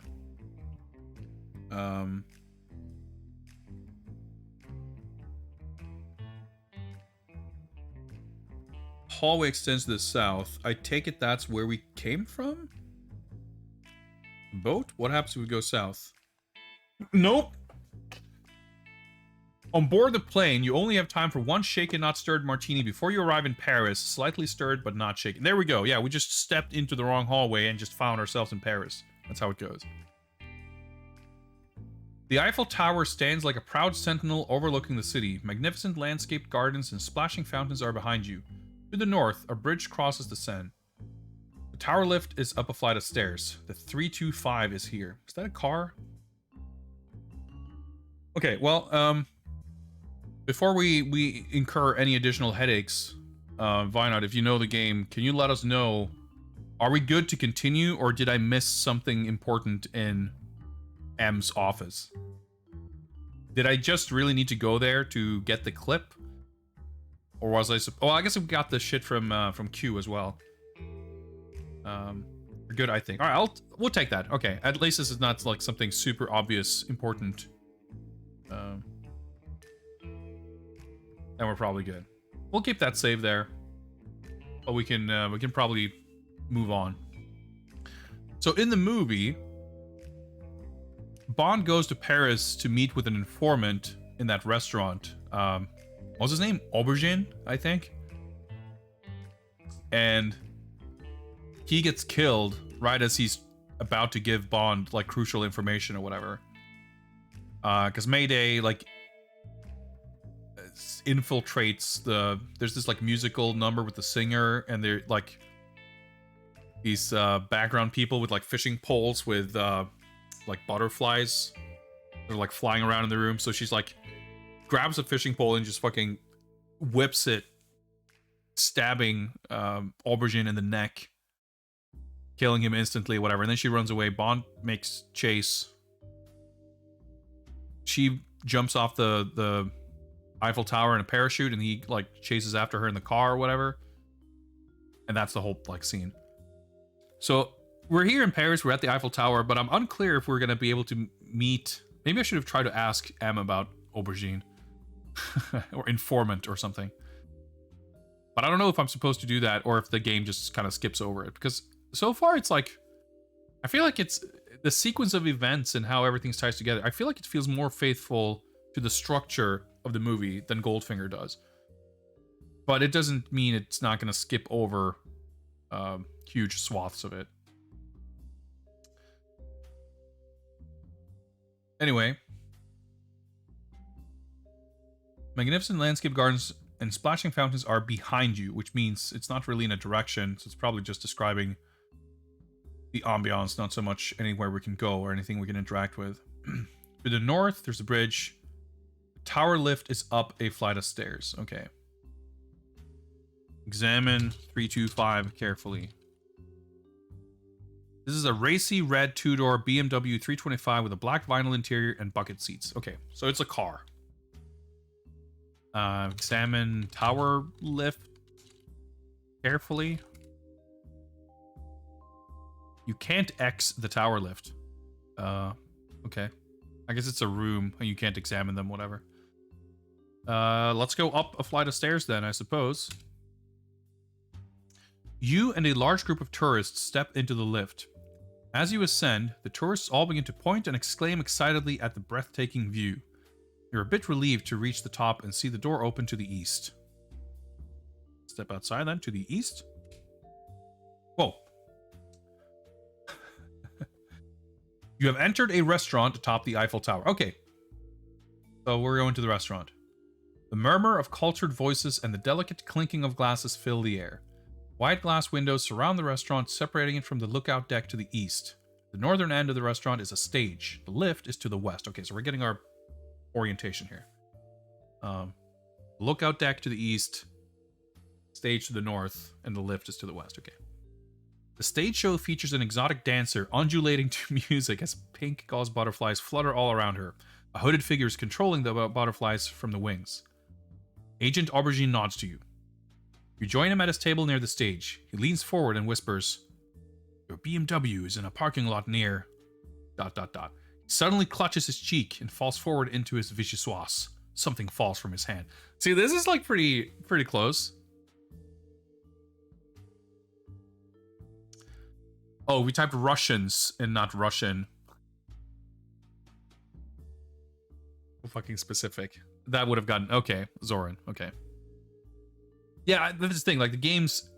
If Goldfinger is any indication, there's definitely no, like, flags of that kind. Like, have you done this X thing? Yes or no? Like, it really only seems to be basically... I mean, there are a few things like that, but nothing that's not super obvious. And most of it is to do with, like, inventory items anyway.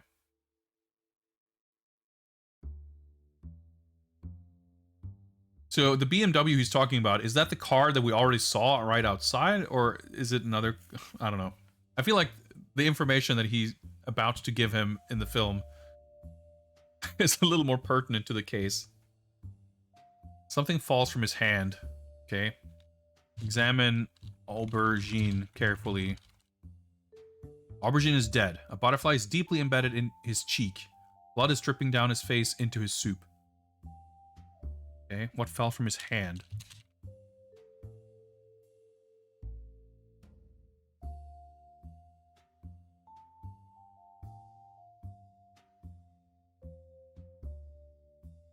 Look.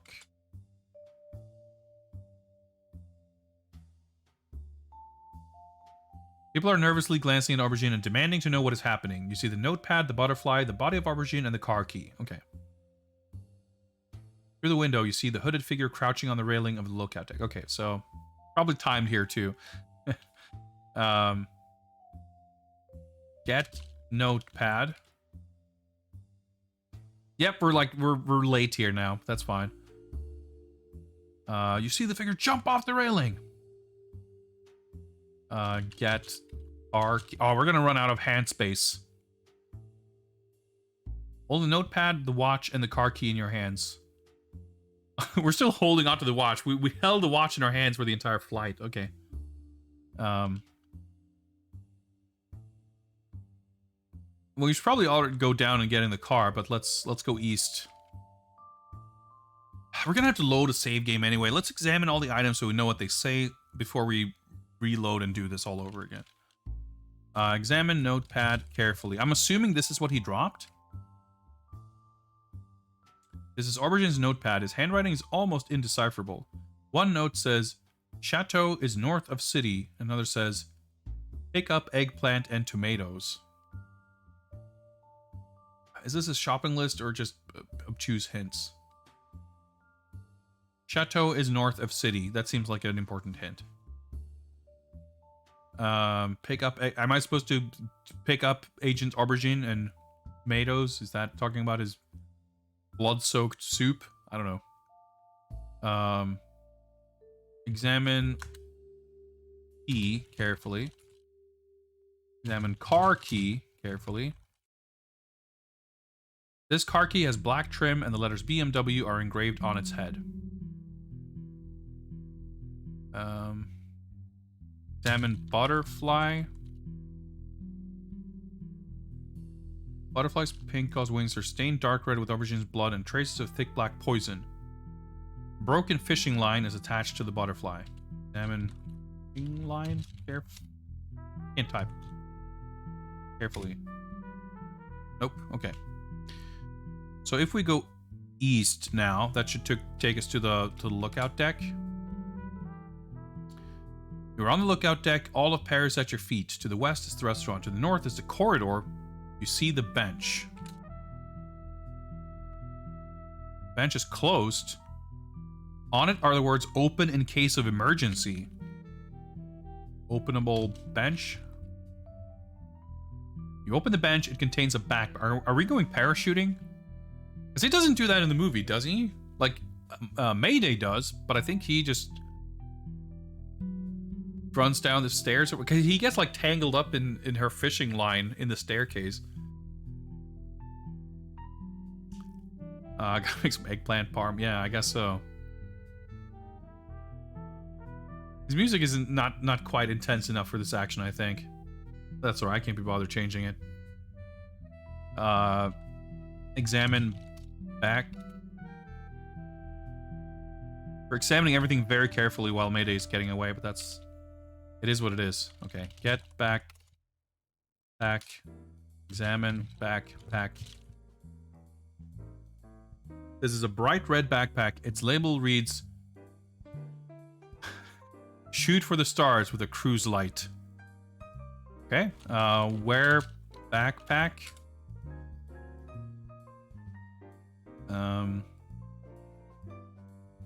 Do we just jump? Okay, I just see... like, my eyes are just, like, skimming from the bottom. I see we game over, but that's making me laugh. But let's read what it actually says. You jump, pull the ripcord, and fall through the warm summer air. You land in the sand and are fished out by the local gendarmes. Apparently, you've broken several rules in the Napoleonic Code. M takes you off the case for becoming a public nuisance. Mission terminated. Would you like to play again? So that could mean that there is a parachute planted there as a red herring. Or you just have to time it differently so that you actually keep eyes on Mayday and are able to chase her. Because I reckon if we didn't use the parachute and I just went down the elevator and sat in my car, I'd be like, Okay. Drive somewhere? Like, we wouldn't have... The game probably would not have told us anything about where Mayday was. We probably have to see her... Like, we have to step out on the lookout faster to see where she goes, to pursue her. And maybe we can do that with the parachute to then get into the car or whatever. Because in the movie, she, like, crash lands in a... I forget, like, because there's that ship, right? Or, like, she lands somewhere, he lands... It's not a ship, but it's like a little boat where there's, like, a wedding reception or something, and he, like, lands in the wedding cake. And whatever. Because surely he crashes in there because he makes a stupid joke about it, right? And then he steals someone's taxi.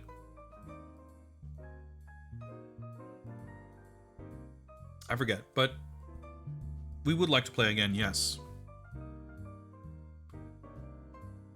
I'll like to resume save game number 2, I think.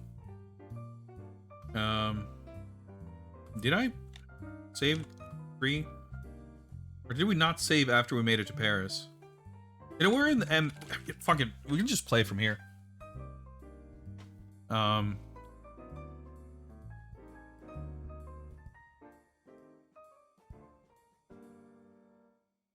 Because I didn't like fuck anything up by giving the microchip to him, probably, right?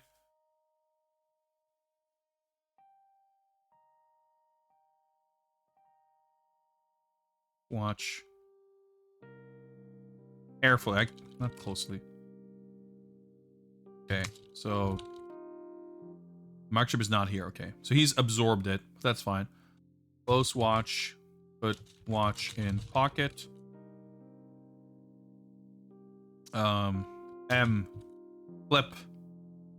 We'll need that clip. Oh, did I already have it here? Okay. Oh, maybe I saved after doing all of that. Clip is inside. Okay, good. Let's... Russians. Someone may have supplied the microchip to them. We have several suspects. The CIA is investigating individuals in the US. Japan is scrutinizing some of their people. Our chief suspect is Max Zorin. Okay. Refugee, blah, blah, blah. Z Industries.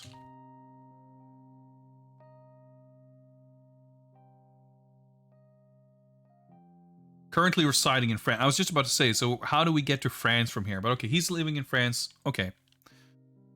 Which direction do we go? East.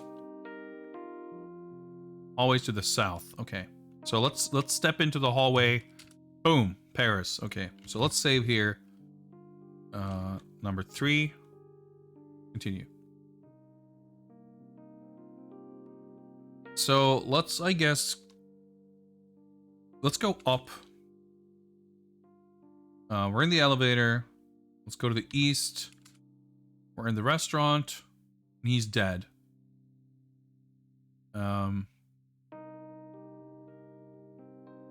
Yeah, so we can't see if the notepad is an item that was present, like...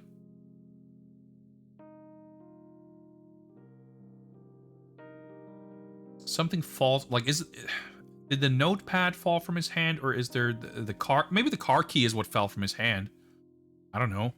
Get notepad. Get car key. And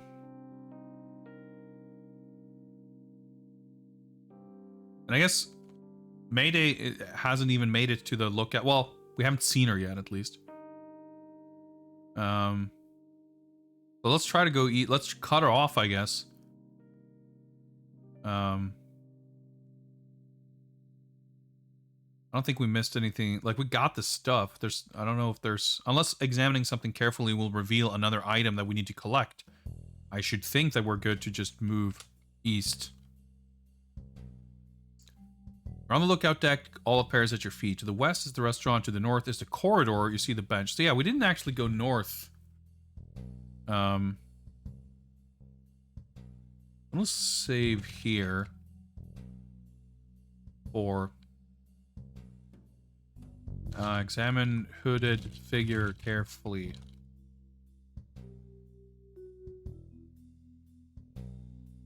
You see the hooded figure jump off the railing. As it descends, its cape changes miraculously into a cruise light. As you lean over to watch, you see the figure glide towards the sand like a graceful bird. See, because she's played like by Grace Jones. Okay. We're going to load the save file, but let's just go north. The curved corridor connects the backstage area to the west with the lookout deck to the south. Okay. So backstage area, west. You're behind a black curtain that separates backstage equipment from the restaurant. You see the fly rod. Examine fly rod. This is a typical fly fishing pole. A torn piece of nylon line is dangling from the... Okay. Does this serve any purpose? No.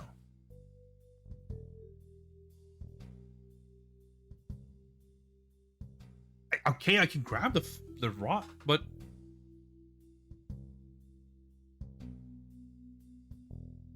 I feel like the time you have to spend just getting to this place... I can't imagine that this is, like... It's not in the movie. But also, what purpose would it serve? Am I gonna fucking collect fingerprints of this shit? Or, like... I don't know. It doesn't seem... meaningful or important. Let's go back. Was it... east... south... look. Yeah, so we don't see her anymore.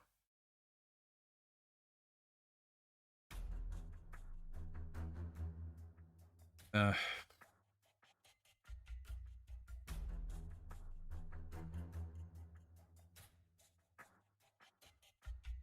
I'm just trying to think if there could possibly have been any point to that, or... I don't know. I'm fine with just, like, fucking around right now. We're probably gonna die in 2 or 3 moves, or 1 move, depending on what I do. I'm probably gonna load the save game. I want to try to be quicker out on the lookout and get my own parachute and see if we can, like, jump right after she jumps, and if that allows us to follow her.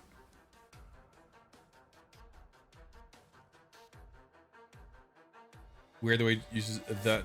Well, I think it makes sense. Like, it's just like, it's, you know, the game has a limited list of items that exist within the game. There's, like, you know, the car key is the car key item. I don't know. It doesn't really stand out too much to me. Well, let's try jumping without a shoot. If I try to type jump, is the game assuming that I'm going to jump off the building? I'm going to say yes. 007, where are your brains? You jump off the railing into midair. Unfortunately, you cannot sprout wings, and you fall to an untimely death at the base of the tower. Mission terminated. Would you like to play again? Sure.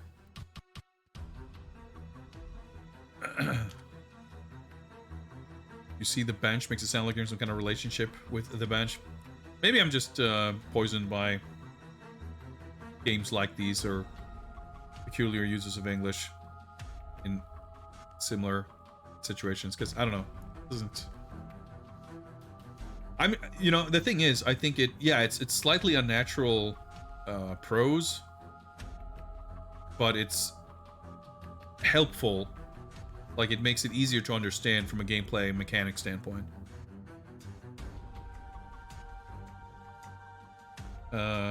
Yes.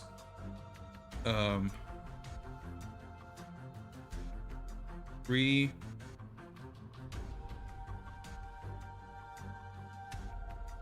Okay, yeah. Let's redo this to be as quick as possible. Let's go up. Let's go east into the restaurant.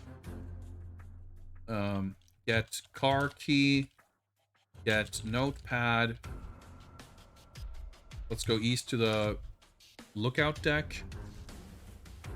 Yeah, the hooded figure dressed in black crouched on the railing. Open bench. He jumps.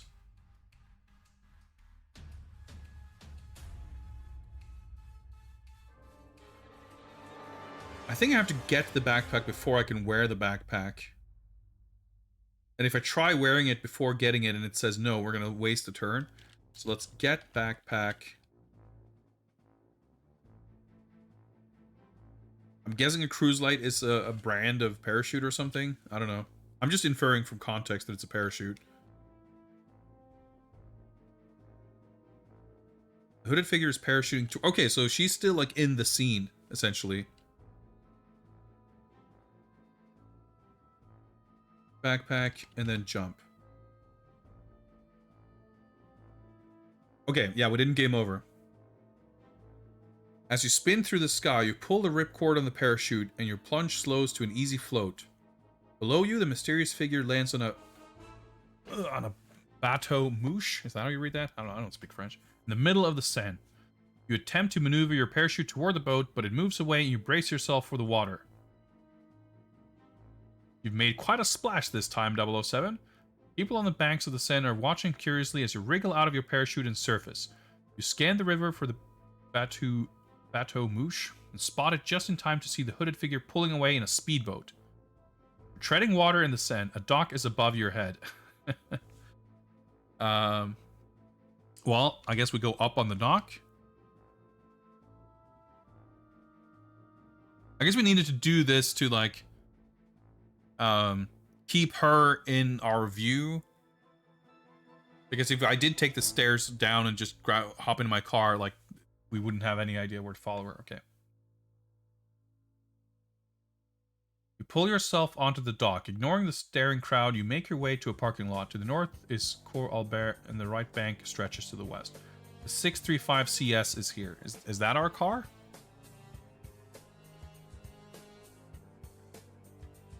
Right. Where the fuck am I supposed to go? Pulling away in the speedboat. I guess bank sounds like it's to do with the water, so maybe we can see the boat from there. We don't want to drive, like, into the city, right?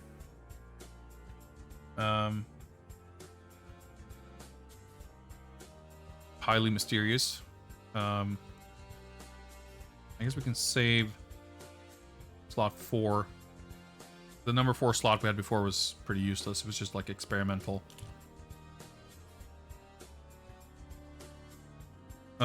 Unlock car.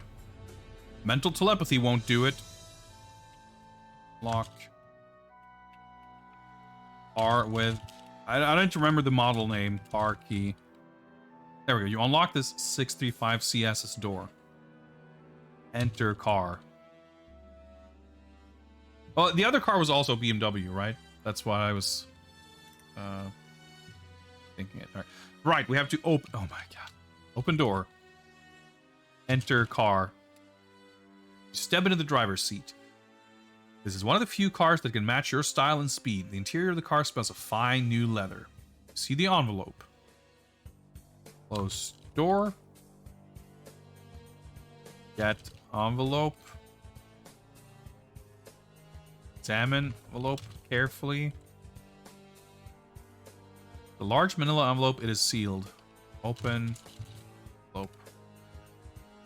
Contains the badge and the printout. Examine badge. We should probably follow Mayday, but examine badge carefully. Oh my god.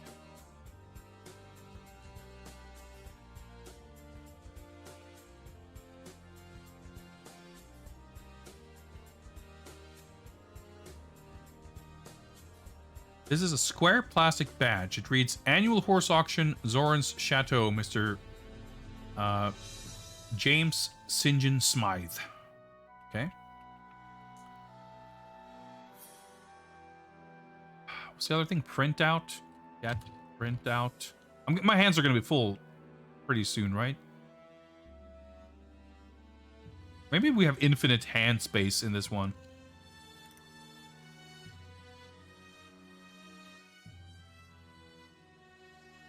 Report on subjects requested. Subject, Max Zoran. Appearance, 6'1", 175 pounds, blonde hair, blue eyes, medium build. Born in Romania. Shouldn't that be Romania? Oh, whatever. Born in Romania during World War II, raised and educated in USSR. Zoran is one of a group of people whose mothers were subjected to chemical experiments. The offspring who survive have been diagnosed as geniuses. Many of them are also psychotic. This is a reveal that comes a little bit later in the film. Created Z Industries 8 years ago and became a multimillionaire after 4 years of unsurpassed developments in microchip technology. Habits: loves racing and breeding horses. Special note: his companion and bodyguard Mayday is never far from his side. See below. Subject: Mayday. Appearance: statuesque black woman, 5'11", 125 pounds, unusually muscular, American, dresses flamboyantly. Background: given name unknown, origin unknown. CIA reports that she was implicated in several murders of American officials. Has been working for Zoran for the past 6 years. Habits: known to be proficient in martial arts.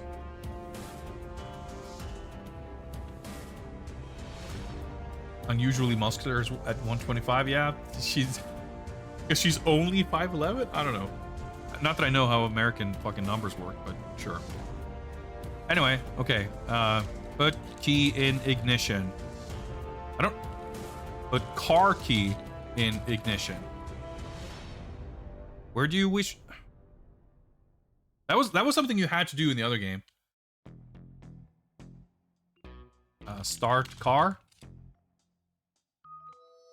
Did they streamline the car operation mechanics in this one?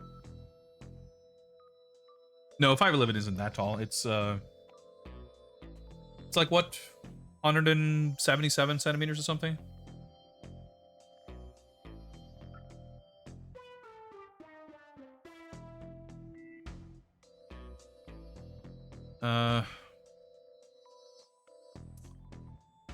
Okay, let's look around again. Let's get our bearings here.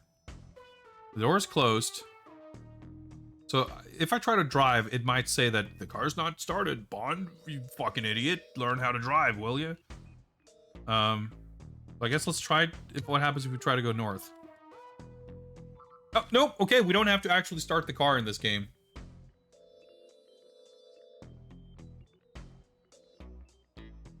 That's not where I meant to drive. I just realized. Let's try south.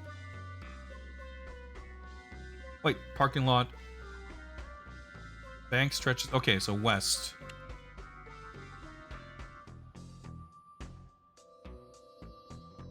You drive to the right bank.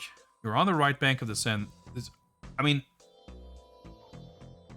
maybe we don't need to chase. Well, that's the thing, right? She gets away in the movie, right?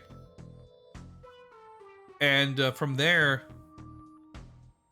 they like just you know, whatever. They're like, well, Zoran is suspicious, so let's infiltrate his horse breeding auction, whatever, as James St. John Smythe. And we have that information on our secret. We have a plastic badge with our identity or whatever. So we should be fine even if we lose her, I guess. I don't know. This 3-line avenue runs between the Pont d'Iéna, the west, and a parking lot to the east. From here you can see the Palais de Tokyo, a famous art museum.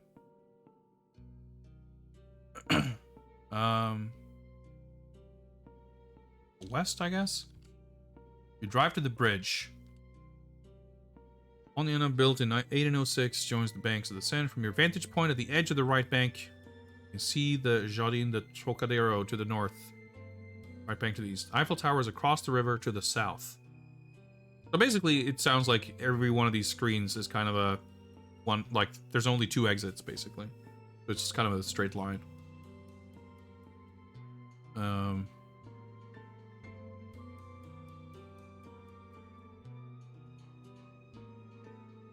I guess we can we, does this mean we can drive across the river to the south? I mean, we had the thing on the notepad said the chateau is to the north. So am I supposed to just drive north? And then I can just use the plastic badge to prove my fake identity to get into the auction or something? I don't know. I feel like there needs to be some kind of section of regrouping or briefing in the middle there, but I don't know. The game definitely is gonna sort of jump from scene to scene anyway. I guess we'll just try going north. You drive to the park. This beautiful park surrounds the Palais de Chaillot. Chaillot, whatever. Offers a spectacular view of the Eiffel Tower to the south. To the east is a side street leading onto the Cours Albert. Okay, so are we driving it? Driving in circles? Is this where you start mapping? Go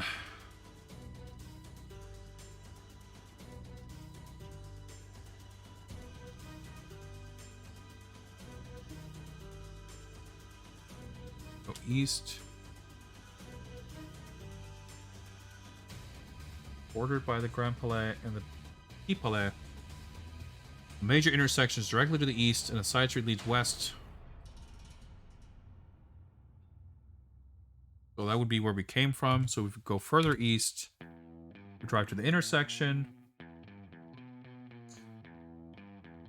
This is the Place de la Concorde, a major intersection of Paris. The Palais du Louvre borders it on one side. A main avenue leads north onto the Rue du Louvre in the west to the heart of Paris. Oh, you live in Paris? Even with those scripts, I need to draw a map.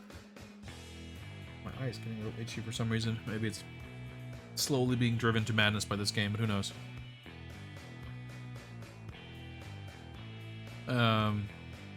Well, if we can go onto the Rue du Louvre, that leads north. I guess we're trying to go north. I don't even know. Like, the thing is, like, obviously, if we were supposed to give chase, we took our sweet time opening and inspecting the envelope and the contents therein. Which obviously, that was probably, like, you know, I did it because I knew it would waste time and it would ruin everything. But it's like, well, I'm probably going to have to load a save game. So I might as well do this now so we gain the knowledge as players, because I trust that there's not going to be a mechanic that requires us to have examined it. I just need, as a player, to know what information is inside. But then because we so we could be soft locked now, but because we aren't game over yet, we might as well explore and see these sections. But I'm still expecting that we basically should probably reload that save and try to drive faster and see if we can actually follow Mayday in her speedboat. If that matters. I have no idea. But let's try to go north, I guess. And drive the Rue du Louvre. This is the Rue du Louvre, which runs south, the heart of Paris, and north to the Chantilly Forest. What did it say? Chateau North something, right?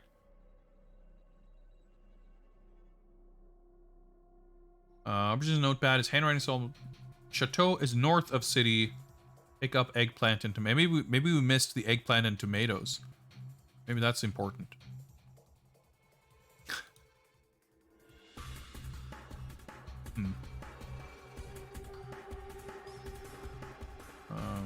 Well, let's keep going north.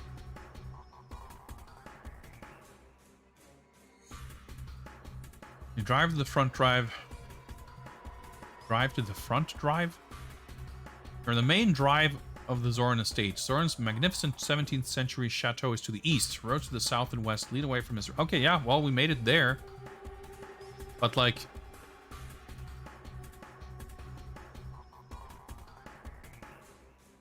doesn't seem like this is, like...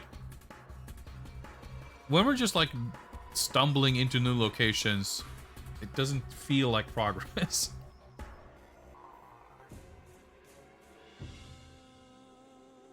Yeah, so aubergine is like, it's English for aubergine. That's what we call it here. I feel like eggplant is some weird Americanism. Maybe not. What do I know?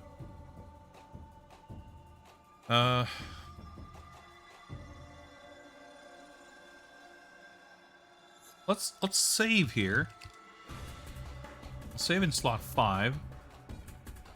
And let's restore game 4. And this is when we just crawled out of the water.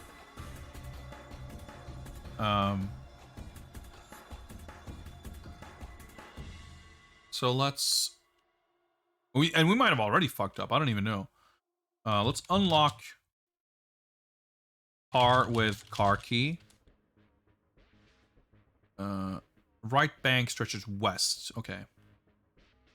So enter car. I wasted a whole minute trying to enter the car without opening the door. Open door. You know what? I need to do this optimally. Yes. I have to load, we have to save. We have to load our save game because I accidentally tried to enter my car without opening the door first. I don't know if I had to, but the thing is, if it had failed, I would have wanted to redo it to make sure.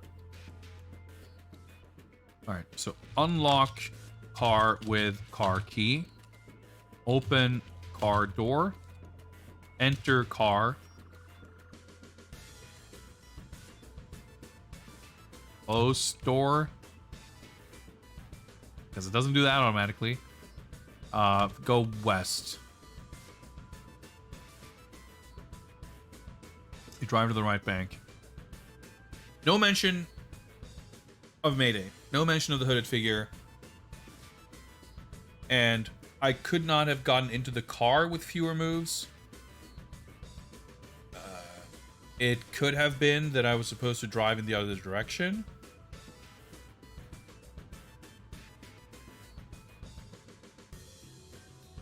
North. Yeah, because like it doesn't mention that we would see the water from here.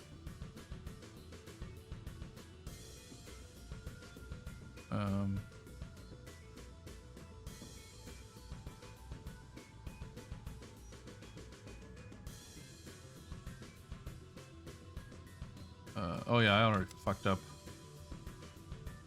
Bridge. Nope, we can't cross to the south, okay.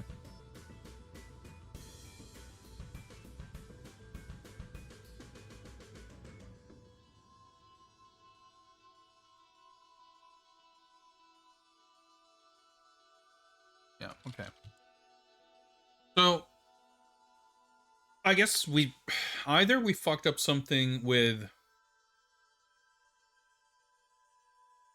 getting out of the Eiffel Tower, or we weren't like maybe like that's the thing, like progress in this game can feel indistinguishable from just bumbling around in pure blind blackness. And did we do everything we needed to do in order to progress here? Who can say? But at this point, I guess disconcerting. You don't see mention of the shadowy figure when you get out of the water. Yeah, yeah. I mean, we see. Yeah, when you're in the water, you see them take off in a speedboat.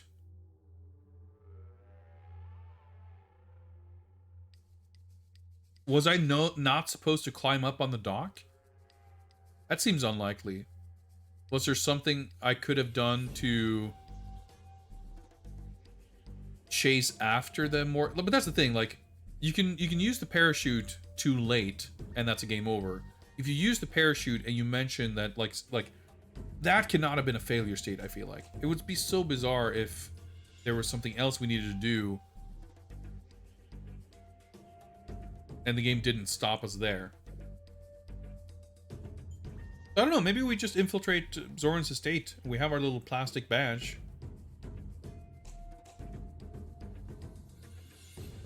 And we need to somehow aim for the car. Well, I mean, if we did that, we probably wouldn't have seen her take off on the speedboat. And again, like in the movie, there's a chase, but they get away in the end.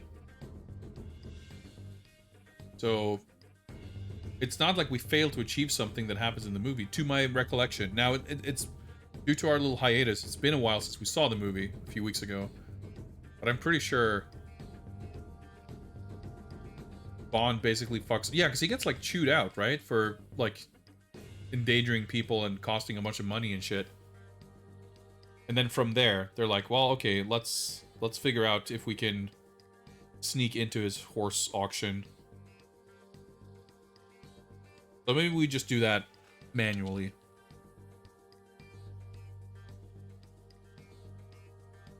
So let's go to save slot number 5.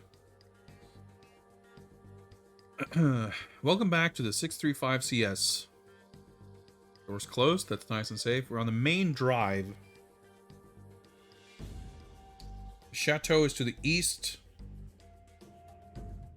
I mean, again, it certainly doesn't surprise me that they would streamline the whole thing, so we're not like getting there with our driver and have to like go to the horse race first and blah blah. Like, yeah, they would skip a bunch of shit, so it doesn't shock me that they would do that. But because we now just follow this directly, it's I don't know, makes it a little disjointed.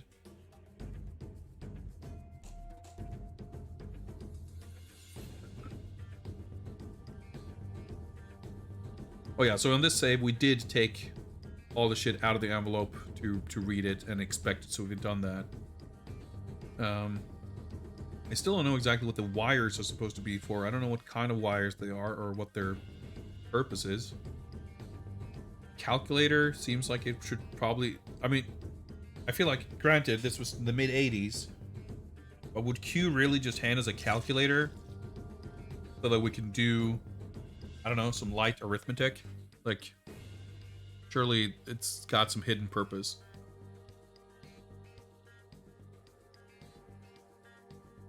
Let's fish in the sand when we have spare time.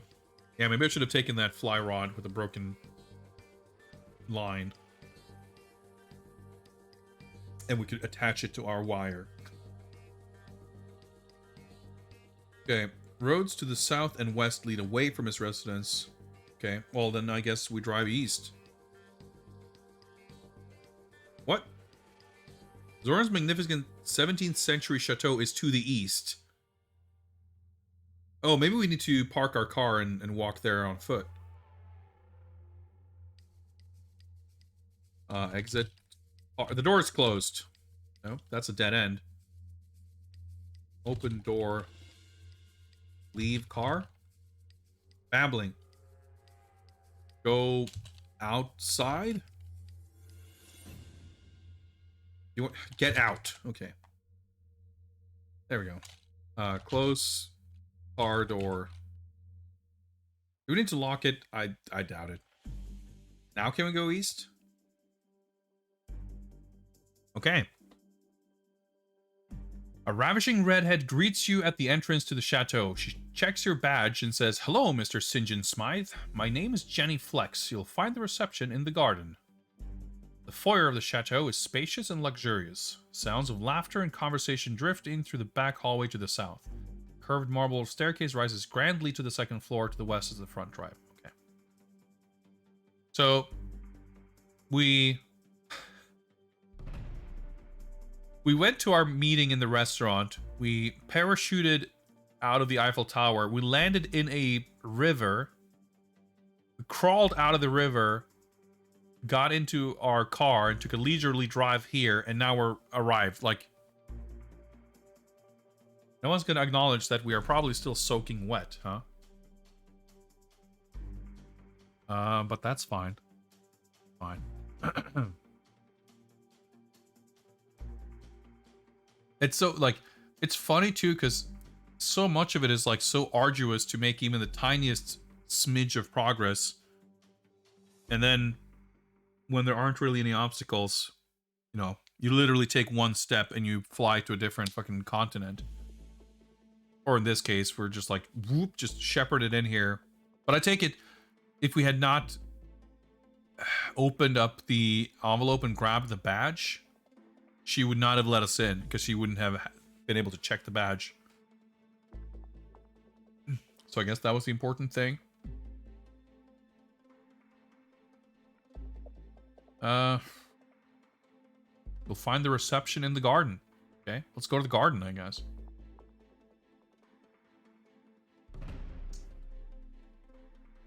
He had a wetsuit under his normal clothes and a tuxedo under the wetsuit. I mean, I think that's a pretty good explanation. It's better than anything I could come up with, so we'll go with that. We'll go with that. Sounds of laughter and conversation drift in through the back hallway to the south, which I guess leads to the garden then. Curved marble staircase rises grandly to the second floor. To the west is the... Alright, so we're probably not going to be meant to waltz around the private areas of the mansion or whatever. So I guess we go south. From the foyer to the north, the back hallway leads south to a closed beechwood door. French doors open into the garden to the west. As you enter the hall, you see a blonde man and a beautiful blonde woman leave the room to the south. The man turns and locks the beechwood door. He is smiling, but the woman does not look pleased. The couple walks quickly to the garden. You still have time to see the woman putting a check into her purse. Yeah, he like sees this through the window in the movie, I think. I'm just like, I'm struggling to like piece together the geography of this and this timeline, especially when I'm like reading this and I'm reading it aloud and I'm trying to parse the information as I'm reading, but I'm also trying to piece everything together. It's a lot. I need to read this a few times.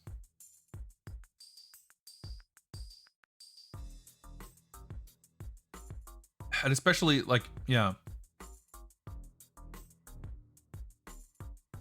From the foyer to the north, the back hallway leads south to a closed beechwood door. So that means from where I am, going north would take me back to the foyer. Going south would take me to the closed door. As you enter the hall, you see the blonde man and the beautiful blonde woman leave the room to the south, which I take it to mean I see them leave the room that is south of my current position by walking north into my current room. They're not traveling southward to enter the room. They're traveling from the south, right? There's a room to the south from which they are emerging. I think I've got this straight. The man turns and locks the beechwood door. He's smiling, but the woman does not look pleased. The couple walks quickly to the garden, which is to my west, but you still have time to see the woman putting a check into her purse. Alright, so I saw that as they travel. So they are no longer in this room. They already are in... By the time I have control here, they have already moved to the garden, I think.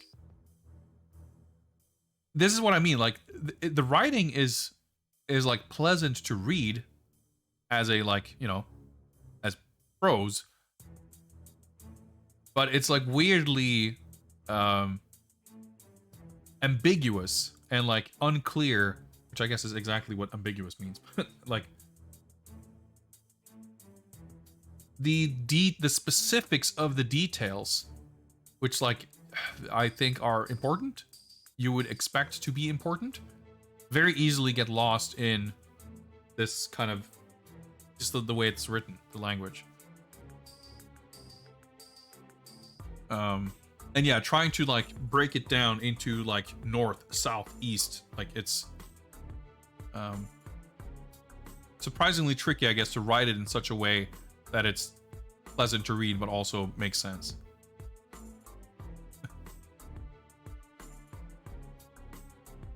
In any case, let's go west into the garden. The post-auction reception is taking place here in the garden.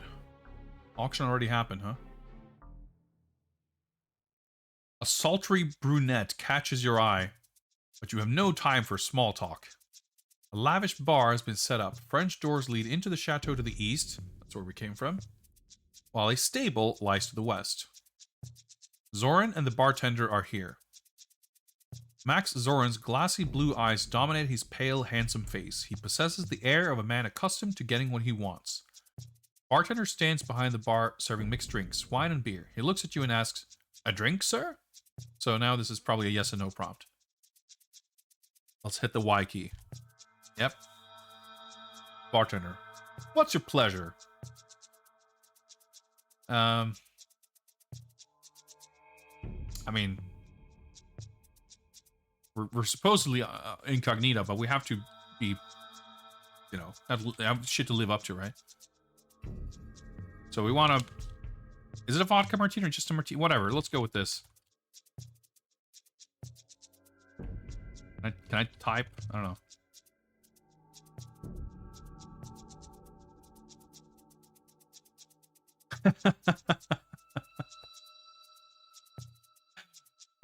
That's pretty good. The bartender smiles and fills your order. Unfortunately, you don't see him push a button beneath the bar. You've blown your cover. Zoran and 4 guards subdue you. My suspicions are confirmed, Zoran sneers. You really are James Bond. Zoran laughs maniacally as his goons beat you senseless and leave you for dead. M comes to your rescue, but you return to England in utter disgrace. Mission terminated. Would you like to play again? So we did manage to jump from the Eiffel Tower without a parachute, which definitively killed us. But beyond that, this game, much like Goldfinger before it, is like weirdly adamant about like not having you die. Like all the weird game over sequences is like, oh, you pass out or you get shot and someone comes to recover you. And like why M would do it personally seems a bit crazy. But yeah, we always live to return to England in utter disgrace, I guess. Well, that was fun. So I guess we have to be very stealthy about our choice of drinks.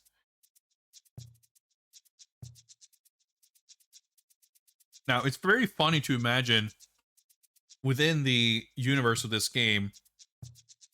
Now, obviously, Zoran, like in the movie, when they're in like a meeting or whatever, he's using his super high-tech 80s computer to like take a photograph of Bond and send it to his database or whatever and identify him as a secret agent, right? He knows who he is.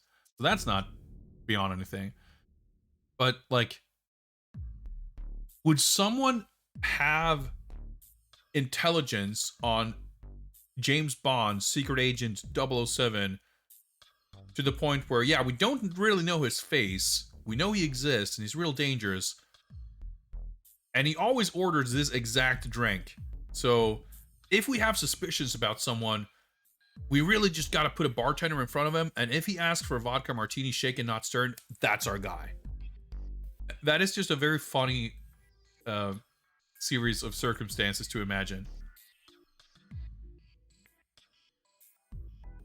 Which does not quite seem plausible, but it's funny, so I'll roll with it. That's fine. Sure, let's play again. Where did we save last? I think we didn't really do much. We just spent 5 minutes trying to figure out the geography of this one hallway. 5, I think, is our latest save.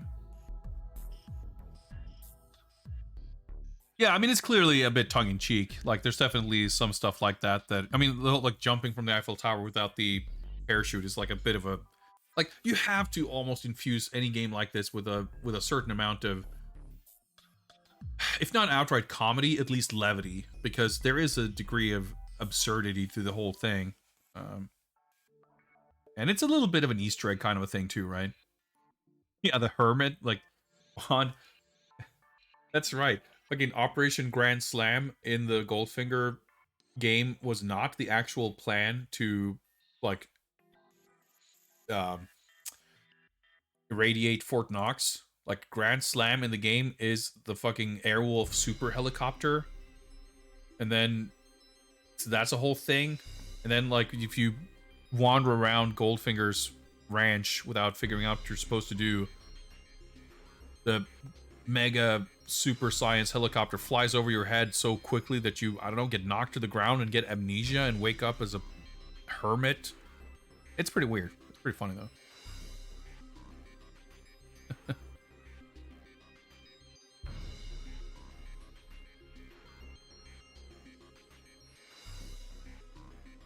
Anyway. So we're in the car. Is there anything else we needed to do? No, I think we can just open door, get out, close door. You know what? Just to make Lemty happy, let's lock our door. Lock door with car key. Nope. No can do. We're just gonna live life on the edge. Go east. Jenny Flex, hello, hello. South is the hall. Well, I guess we can try to go upstairs. You have reached the top of the staircase. A crystal chandelier sparkling above you illuminates the long hall to the east. Go east. There's a closed... Like, we might as well study some of this geography while we can. There's a closed door at the east end of the hall, and a closed one on the north wall. A marble stairway to the west leads down to the floor. A guard walks past. You nod haughtily at him. Okay.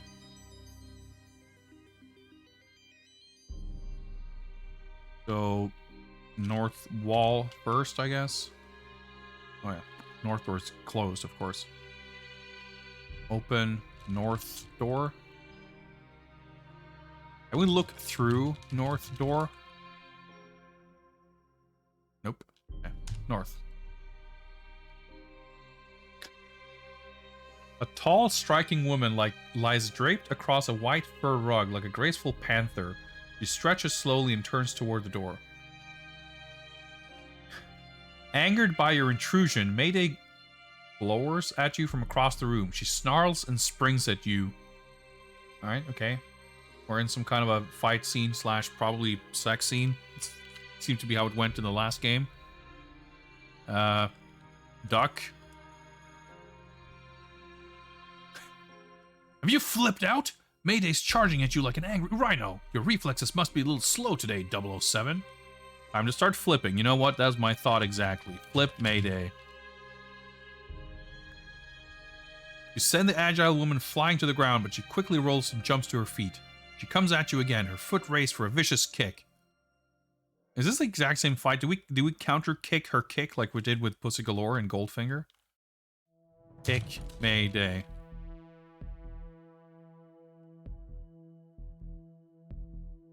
Mayday gives you a sharp karate chop to the neck, then lunges at you once again. So, this seems similar because in that fight too, like we kicked when she kicked us, and it didn't feel like progress, but it also wasn't an instant game over, so that's probably progress, and that might be what's going on here. Right? Like, because we did the kick, and then because it doesn't say that we countered her kick or whatever, it makes it sound like we're getting fucked up. Just destroyed left or right. But if we were, it would probably get a game over screen here. So we might be progressing here. Do we push her? I think that's what we did. We pushed Pussy Galore into a pile of hay or whatever. Let's try it, I guess. Mayday's vicious blow knocks you senseless. You come to in a Paris alley amid broken whiskey bottles. M takes you off the case when he learns how you blew your cover. Mission terminated. Okay. So I'm gonna assume that we're not meant to just walk into her bedroom and fight her the first thing we do. I mean, that's kind of how it was in Goldfinger, right? We have to, like, subdue Pussy Galore, and then she, like, joins our party and walks around with us, and that's how we gain entrance to Goldfinger's secret lab. Maybe we do this, and Mayday joins our party, and that's how we gain access to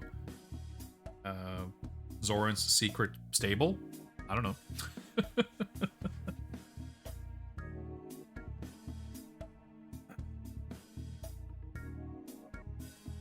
Sure, I'll play again. Let's check out the other room upstairs. Like, I would imagine that the upstairs area is not really where we're meant to go right now anyway. But honestly, I'm surprised at, like, how smoothly we've been able to make progress. I was expecting a lot more, I mean, assuming we haven't missed anything really important.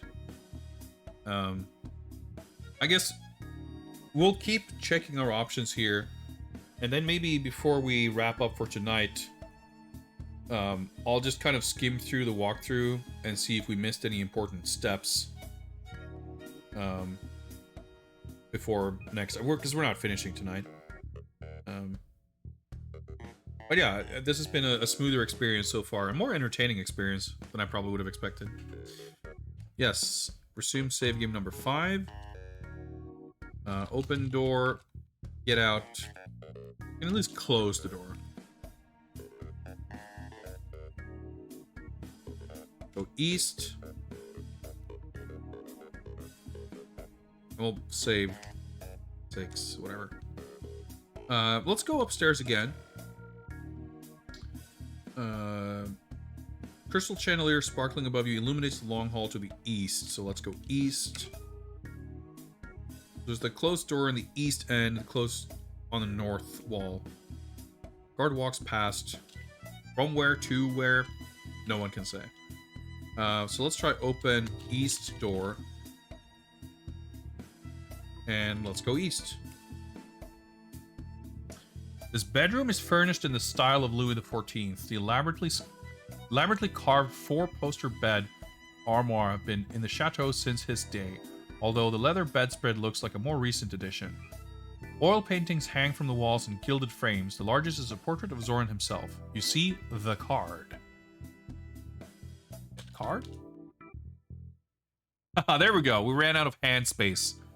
Put badge in pocket. Put printout in pocket. That's pretty funny. We've been walking around with this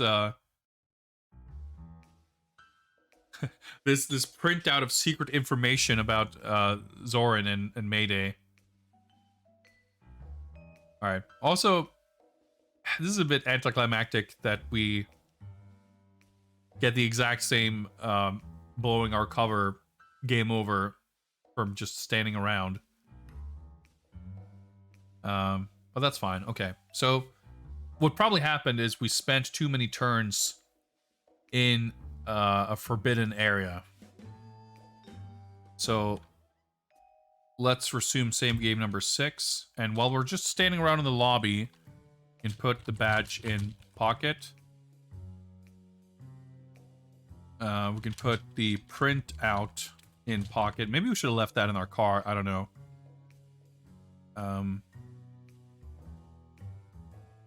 You have a lot more inventory items in this game than in Goldfinger. Yeah, you can have up to 4 items in your hands. That's so fucking funny. Hello, I'm James St. John Smythe, just standing there with fucking hands full of a notepad, an envelope, a badge, car key, and a printout. Just walking around with his arms full of stuff. Alright, put car key in pocket. That's enough. I don't remember what other item I had, I guess. Okay, so let's go up. East, open east door. Go east. Get card. And now go west. We're on the 2nd floor. A guard nodded to us when we were here before, so we should be fine standing here. But we can close the east door. Let's examine the card carefully. Card reads B.G. Howe, Department of Conservation, City Hall, San Francisco, California. Okay, so it's a business card. Card is very vague. I was like, is it a key card? Is it a credit card? I guess it's a business card.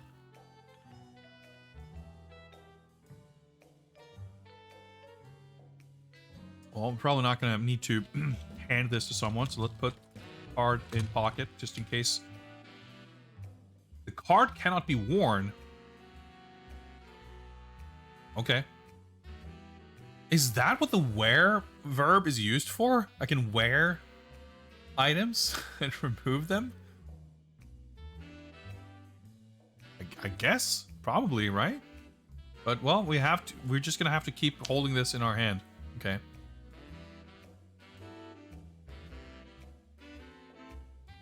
This game's a little weird.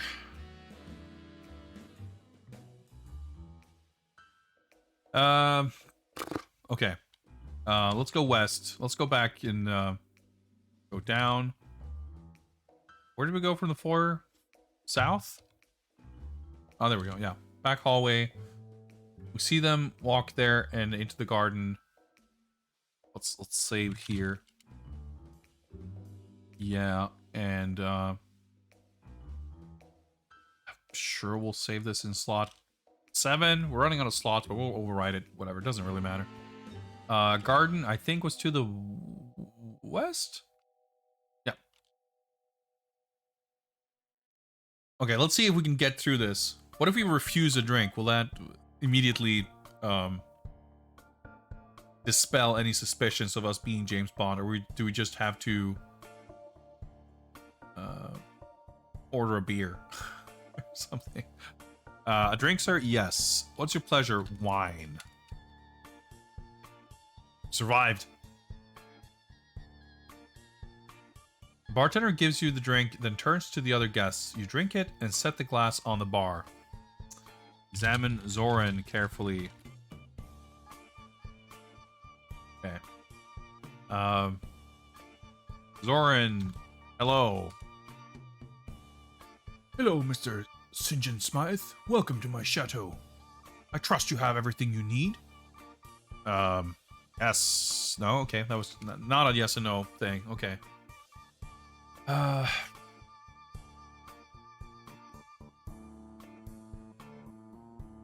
What are we... Okay, Zoran. Auction. Now we just gotta, like, try some keywords here. I hate to change the subject, but I must be going. Please do enjoy yourself at the party. Okay. Zoran, horses. I guess he left. Did he leave? Look. Yep, Zoran's no longer... Maybe... Did I fuck up? Maybe we need to find... Maybe we need to find the blonde girl and ask her about the check she received or whatever. Man, now I'm actually... I wish I'd gotten to play this sooner after watching the movie, because a lot of the details have kind of escaped me at this point. Yeah, I returned to his home planet, yeah. Well, the only other place, there's no, like, walking around in the garden, so I guess we go to the stable? Like, we probably missed something or fucked something up, but we can still explore a little bit, learn a little more about our surroundings. This is the west wing of Zoran's stables. The stalls are made of dark rosewood and are polished to a high gloss. The garden is to the east. You duck into a stall as Zoran and one of his henchmen pass by. Zoran says in a low voice, "Meeting with Howe tonight about the pipelines. Operation Main Strike is almost ready to go, and we'll see what those so-called experts think of me then." His laughter sounds forced and slightly out of control. Yeah, that's right. Wasn't there a whole thing with I'm getting mixed up because we watched Goldfinger and View to a Kill like back to back, and they're like the plots are very similar.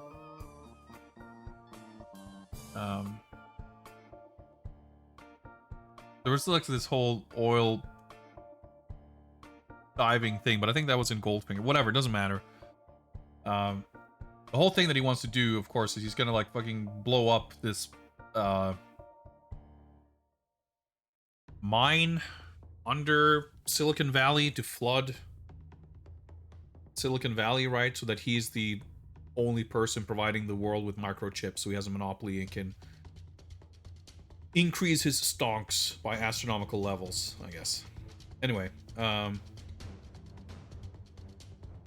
according to the room description, there does not seem to be any place to go other than back east into the garden.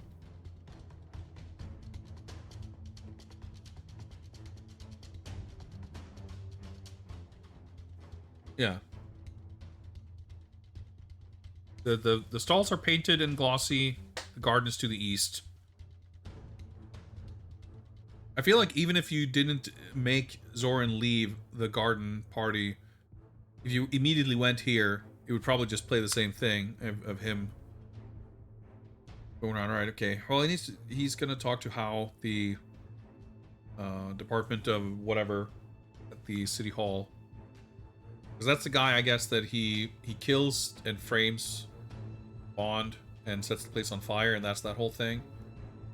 Still having, like, slightly traumatic recollections of the City Hall level of the C64 game. I guess we go back east. The bartender's here. Bartender. Can I ask him about Zoran? Busy serving drinks to the other. Maybe I can go back into the office. I was expecting that we'd run into the girl, but we haven't so far. I need to look again to see the directions we can go.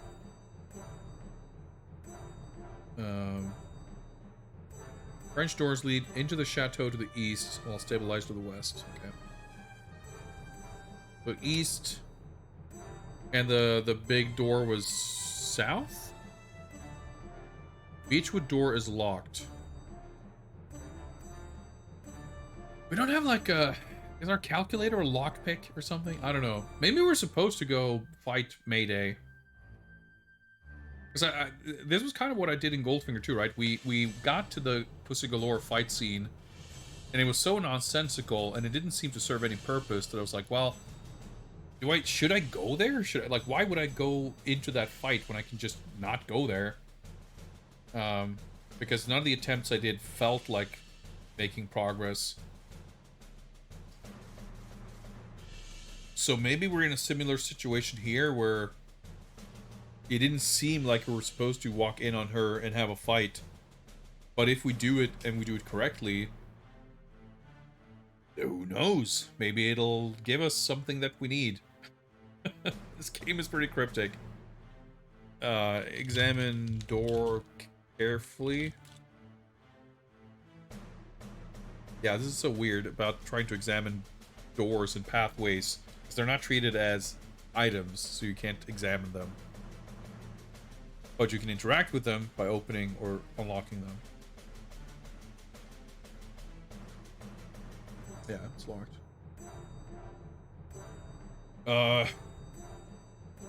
I guess we can go north and upstairs again, east, second floor hallway, look.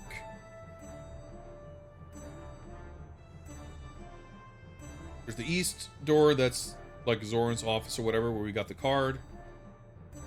And the north wall is... Alright, so let's do this. Let's open north door. Let's save. Save. We'll just sequentially. Let's save that on number 8. And let's go north. And let's see if we can try some different things. And see if we can get different results, different outcomes of this Mayday fight. So if we try kicking her first, for example. Mayday's foot smashes into your chest. That's different. That's new. So trying to flip her, like, made some kind of a progress, right? If we try to push her... No? Okay. Maybe it's just flipped out so that we're supposed to say, oh, I should try flipping. So let's not do that. Punch her.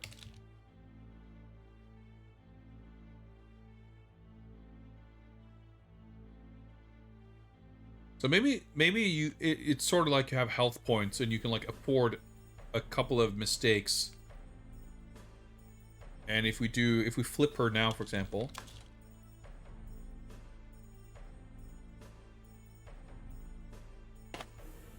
Sorry, what? You grab Mayday's foot and throw her to the ground. You hold her down as she struggles desperately to free herself. Her muscles are taut, her lips pursed with frustration. You won't be able to hold her here for very long. Well, how did I do better now than last? Like, I just deliberately did the wrong thing, like 3 turns in a row, and then I flipped her. I guess I needed to wear out her stamina by letting her punch and kick me for a little bit. Alright, so then obviously we go full Bond. And we kiss her. Mayday writhes against your touch. Her nails dig into your back as she struggles in vain, but she soon succumbs to your charms.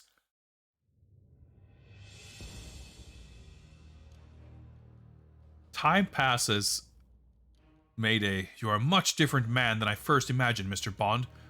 Even I don't approve of Zoran's plans. This might help you more than once. Okay, so we're friends now. Yeah, that doesn't happen quite this early in the movie. She places something in your hand and leaves the room without looking back. You have to flip after the kick before you... Okay. That's so, like... so arbitrary. Well, I'm glad that we... like, this was supposed to be the research attempt where we just tried to get our bearings in a sense for how the fight scene works, but I guess we actually completed it. Now we have something in our hand, so I guess we have to, by process of elimination, look at our inventory and see what item we don't recognize.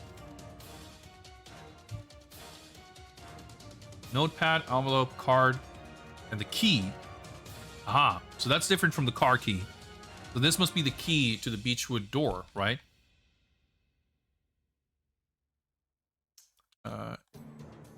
Well, it's silly that it's so... like such the exact same kind of thing, but it's also convenient. Made this process a little smoother. Even the fact that, like, my speculation turned out to be quite accurate, right? Where it's like, well, it was weird in that game, but that's turned out to be what we're supposed to do. So maybe that is what we can do here too. And it was. And I would probably not have. It would have taken me longer to, like, just say, this is stupid, but fuck it, I guess we'd try it. Here it's like, you know, it's stupid, so we should probably try it. Examine key carefully. This is a high-tech key of black plastic. Instead of the familiar ridges and grooves, there are 8 metallic contacts. Okay, that's cool, but I guess, I mean, that's the only locked place I know of, so unless it leads to the stables or some shit. We're still in that room, right? So I guess south will take us to the hallway. Yeah. And west, and down, and south? Yes, okay. Let's save here. We'll save over slot 8 again. Can we unlock door with key? Key doesn't work on the Beechwood. Okay, so that's not what it's for.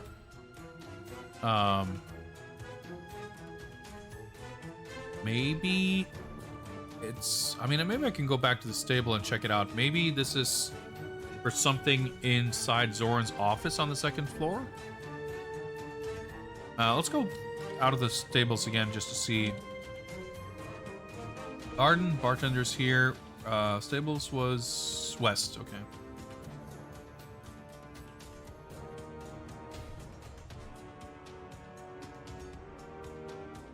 Let's look around.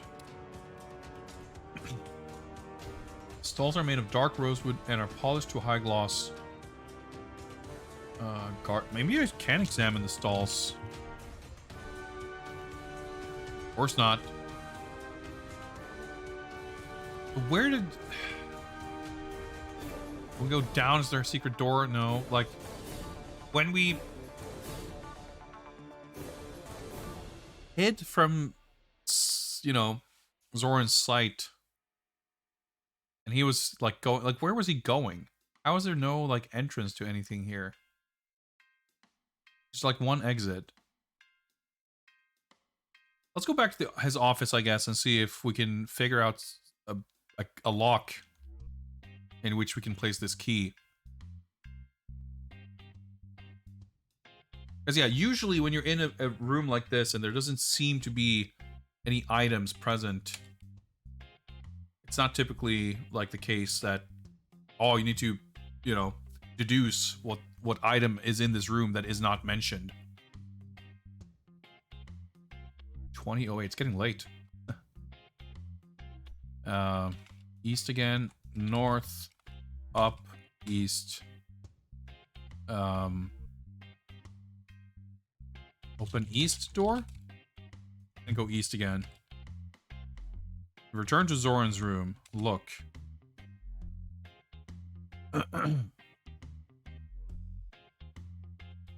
Elaborately carved 4-poster bed and armoire have been in the chateau. So usually if there's like an item, like it's sort of described, like the X is here. So I don't know. Examine portrait carefully. Maybe like gilded frame, because that was the whole thing, right? There was something hidden on the frame, on the painting. Examine like in Goldfinger.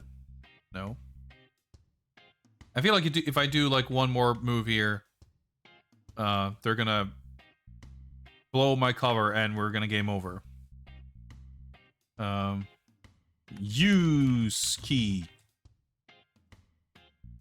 Fair enough. I mean, it's not exactly Japanese, but it's not really a sensible English sentence either.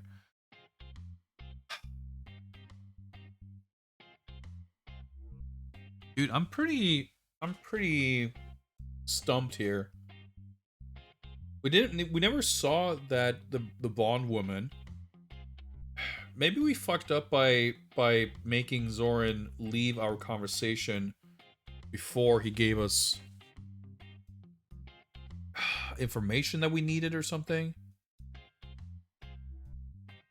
Like, are we done here? We go to the airport and we fly to San Francisco? Like,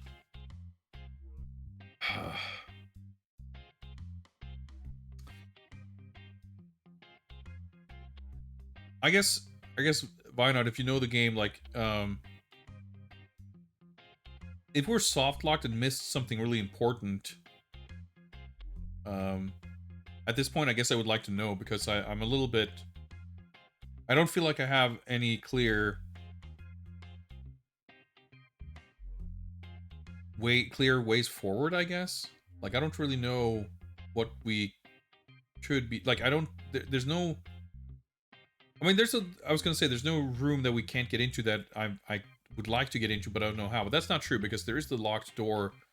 I guess this is the second room door, second floor room. Wow, I can't speak.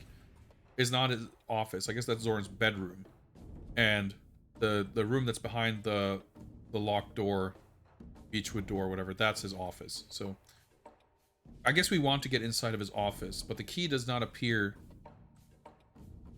to open that door. Good so far, not soft lock. Okay, that's good to know. That's good. That's, I mean, technically good, I guess, even. Part of me, it's like, I would almost prefer to be soft lock, because that means that once you get here, it's supposed to be obvious what you can do and what you should do. But I mean, it's, if you think about it, it's definitely better to not be. Okay, let's. Oh yeah, I'm still in the room. That's fine. Notepad. What about the aubergine and tomato? Is that a hint? I don't know. So we have the calculator and the wires. And just, like, maybe I have items that I can use to, I don't know, fashion some kind of lockpick or something. Like, maybe we should inspect them and try to get a sense of what we can do with them.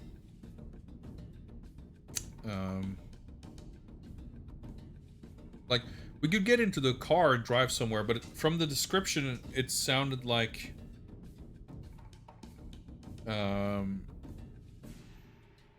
it sounded like any other place. Like, I think it literally said this road leads away from the chateau or whatever. So I would imagine that we should not be driving someplace else at this point.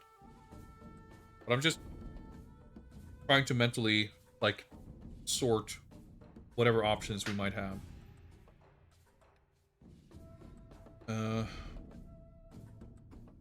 We're probably gonna get game over pretty shortly if I keep doing things, but that's fine. I'll load a save. Like, I'm not... Whatever information I'm trying to glean from doing this is not something that would be needed in this playthrough, so to speak. It's just like, I, as a player, want this information. So what if we examine the calculator? I know we did this before, but I don't remember exactly what it said. Maybe there's some kind of hint. Wafer-thin, pocket-sized calculator. It is off. Okay, so maybe if we turn on the calculator, it's going to turn out to be a high-tech hacking device that does something unexpected. And it's going to help us find a hidden door. Or something, right? That seems like a James Bond thing to happen. But let's, before we try that... Examine the wires carefully. This set of thin wires has been hand-picked for you. Because of their size and flexibility, They are easy to wear in one's clothes. Like, what does any of this mean? Are they cables? Are they piano wire? Are they bungee cords? Like, what are these wires? I don't remember this from the movie either.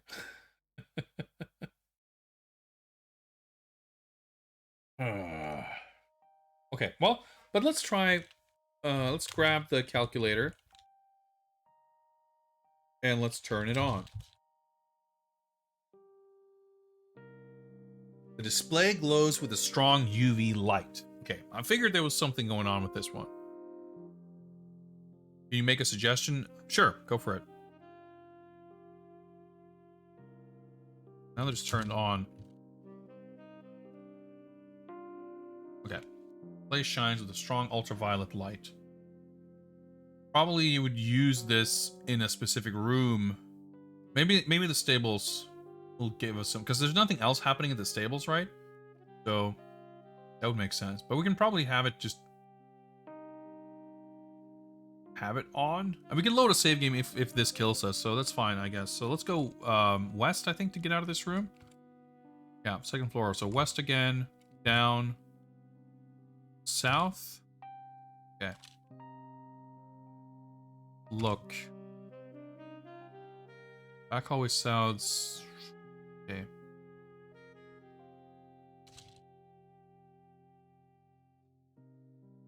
Examine... I'm trying to think, like, if having the calculator on...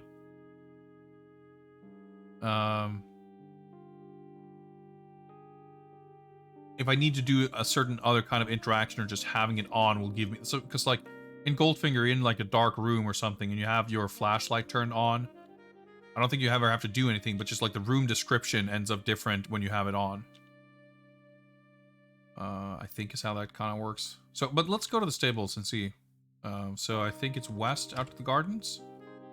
And I think further west to the stables. Yeah, okay, look.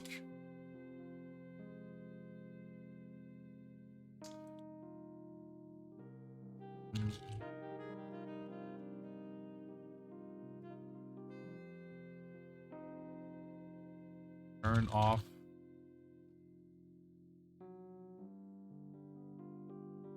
Display's blank. Display glows with a strong... Do I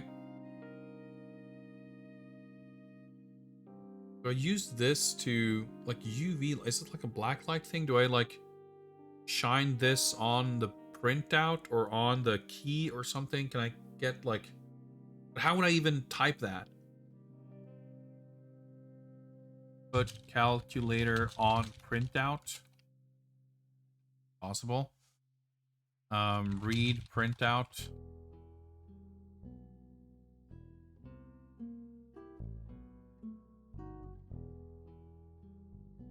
Here is changing. Examine key carefully.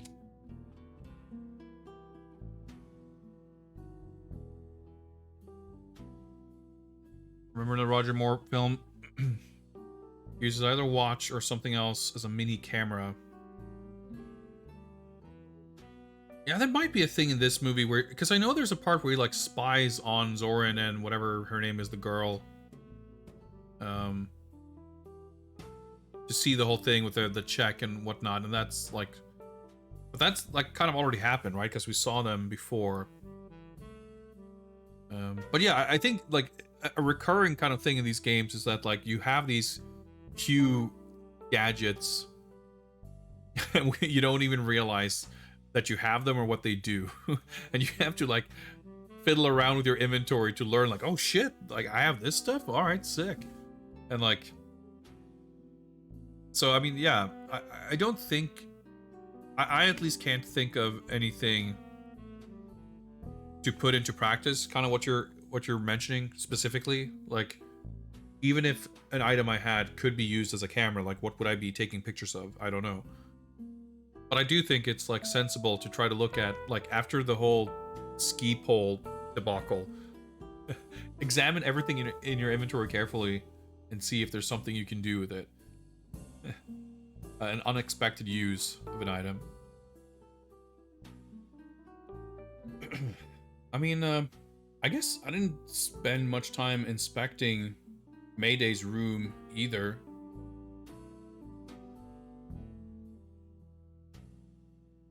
Set of familiar ridges and grooves. There are 8 metallic contacts on the key. I'm assuming this key goes into not necessarily... Well, if it goes into a door, it's like a super high-tech sci-fi door. But maybe it's a computer terminal or something. The calculator... It says it's like it's lit up with UV or... Actually, what does it say?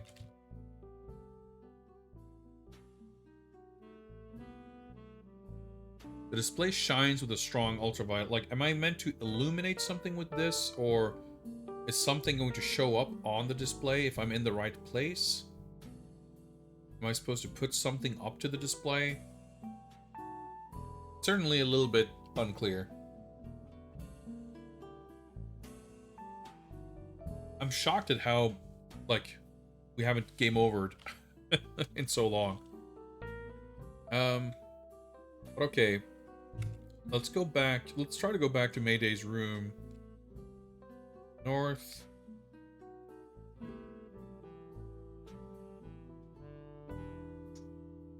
Let's go west. Far is here. No, okay. I was like, because we were greeted by Jenny Flex. Like, was she around? Can we interact with her? But no, she was part of the room description, and then she's gone. Okay, so let's go up. Let's go east. Let's go north. We're in Mayday's room, and let's look. Because we didn't really get this description. We didn't stay to look because we were like thrown into this fight sequence before. This is Mayday's bedroom. It is decorated in an exotic African motif. A tiger skin covers the queen-sized bed. The open door is to the south. Examine bed carefully. Yeah, like, oh, you're trying to interact with stuff, but you're not allowed to interact with anything. So yeah, it doesn't seem like anything going on here.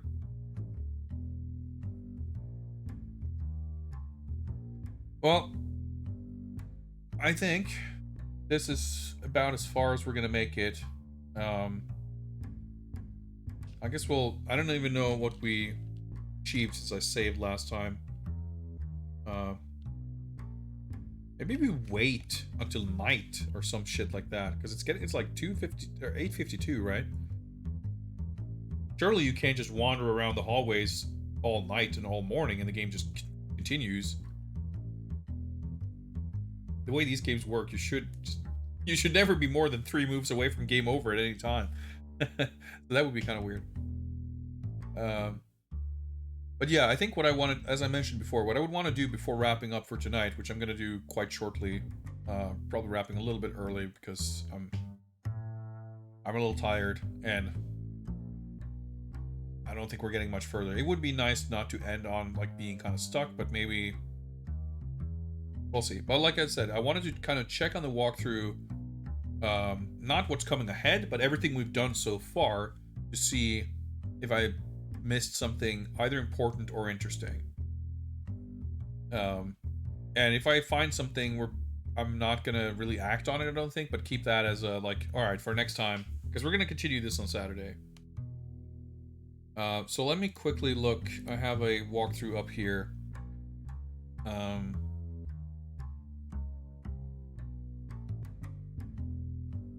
So let's see.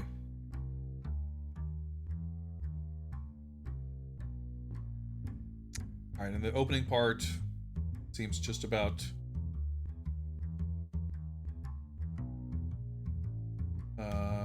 looks like we did everything. Oh, well, you can remove the skis when you're going into... Wait, what? According to this guide, if you try to climb into the sub without removing your skis, you're like, the game's not going to let you. Did I remove the skis? That's weird. All right, this game gives like the highly specific dialogue. You can right to Moneypenny to actually have a conversation with her about M being in his office or whatever. Forget about that.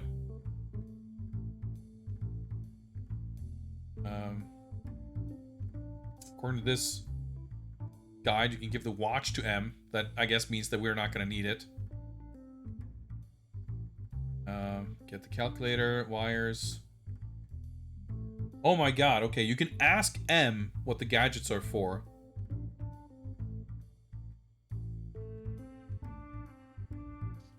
What is the calculator for? M says, Q mentioned an ultraviolet light that reveals things. He thought you might find it handy, which doesn't really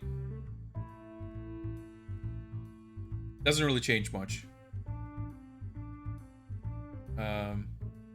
Alright, you can say goodbye to M and Moneypenny, that's fine. Alright, so Paris next.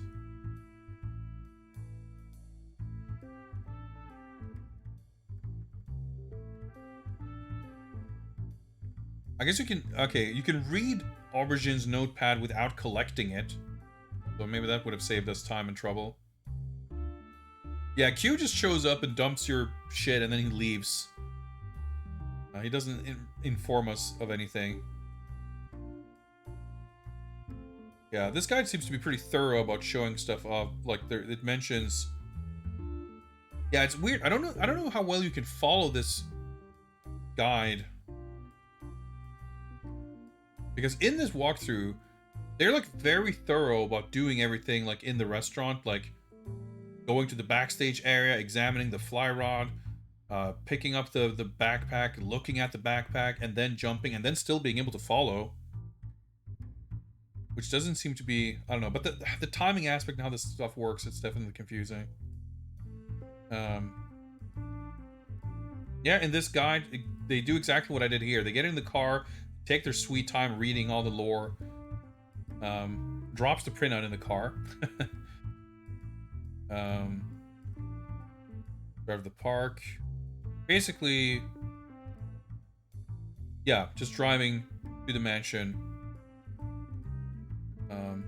Yeah, you can wear the badge, but we got in anyway, it doesn't really seem to matter.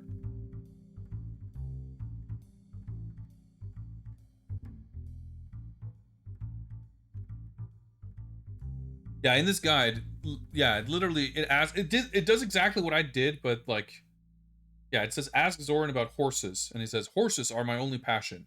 Ask Zoran about microchips, and then it says, I hate to change the subject, but I must be going. Please do enjoy yourself at the party. Yeah, because we said like, hello, Zoran, and he gave us one response, so the next thing we asked him about, I think the literal thing we tried to ask him about was horses, or auction or something, and he just left.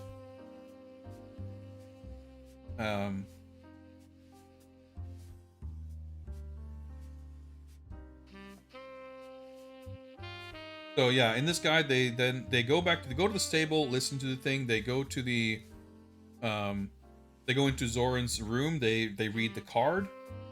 Yeah, there's interesting. Like, there's several parts of the guide here where they don't actually collect items, but they examine them, which I didn't think was possible. I tried to examine something before, and it's like you don't have it. But yeah, because they read the Aubergine's notes without picking up the notepad, and here they read the card in Zoran's office. Maybe you need to not pick it up. Maybe you need to leave it there. But if picking it up is like suspicious behavior, then shouldn't, like, the guard should catch us, I feel like. But yeah, anyway, they go into Zoran's bedroom, check the card, go to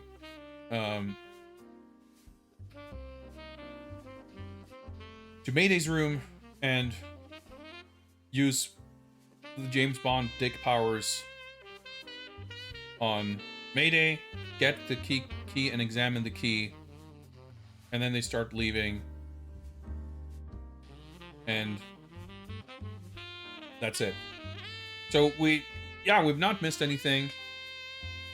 That's it. That's good to know. It looks like, according to this scroll bar, that we're about halfway through the game, roughly. That's good. That leaves me with a few days to ponder the situation. We're gonna come back to this on Saturday, And I know that we didn't miss anything important. But that'll be it for tonight. Thank you very much for hanging out. I've been very happy to come back to Games Bond. Let's just do a final check-in here. We do, of course, have... that's not exactly what I was looking for, but rather this. The Q Branch Funding Initiative. We're up to 3,400 out of our goal of 20,000 to unlock the first bonus mission. We'll check in on this as we go and see how the progress is looking. But anyway, like I said, that'll be it for me tonight. Let me find out who is streaming, and we'll give them a little raid as we wrap up. As mentioned, I'll continue on Saturday, and we will probably, I should say hopefully, finish this game up then. If we have additional time left over, we'll do something else, I guess. I don't know. Play video games.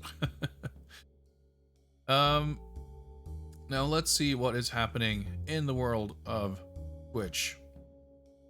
Is there someone we can raid that we haven't raided 50 times in forever? Dude, Jess is doing a Golgo 13 watch party. That sounds pretty fucking sick. That seems very thematically appropriate as well. So let's go raid Jess and have a good time. Cool, hot, secret agent spy action. Thanks a lot for hanging out. I'll see you guys Saturday. Until then, take care.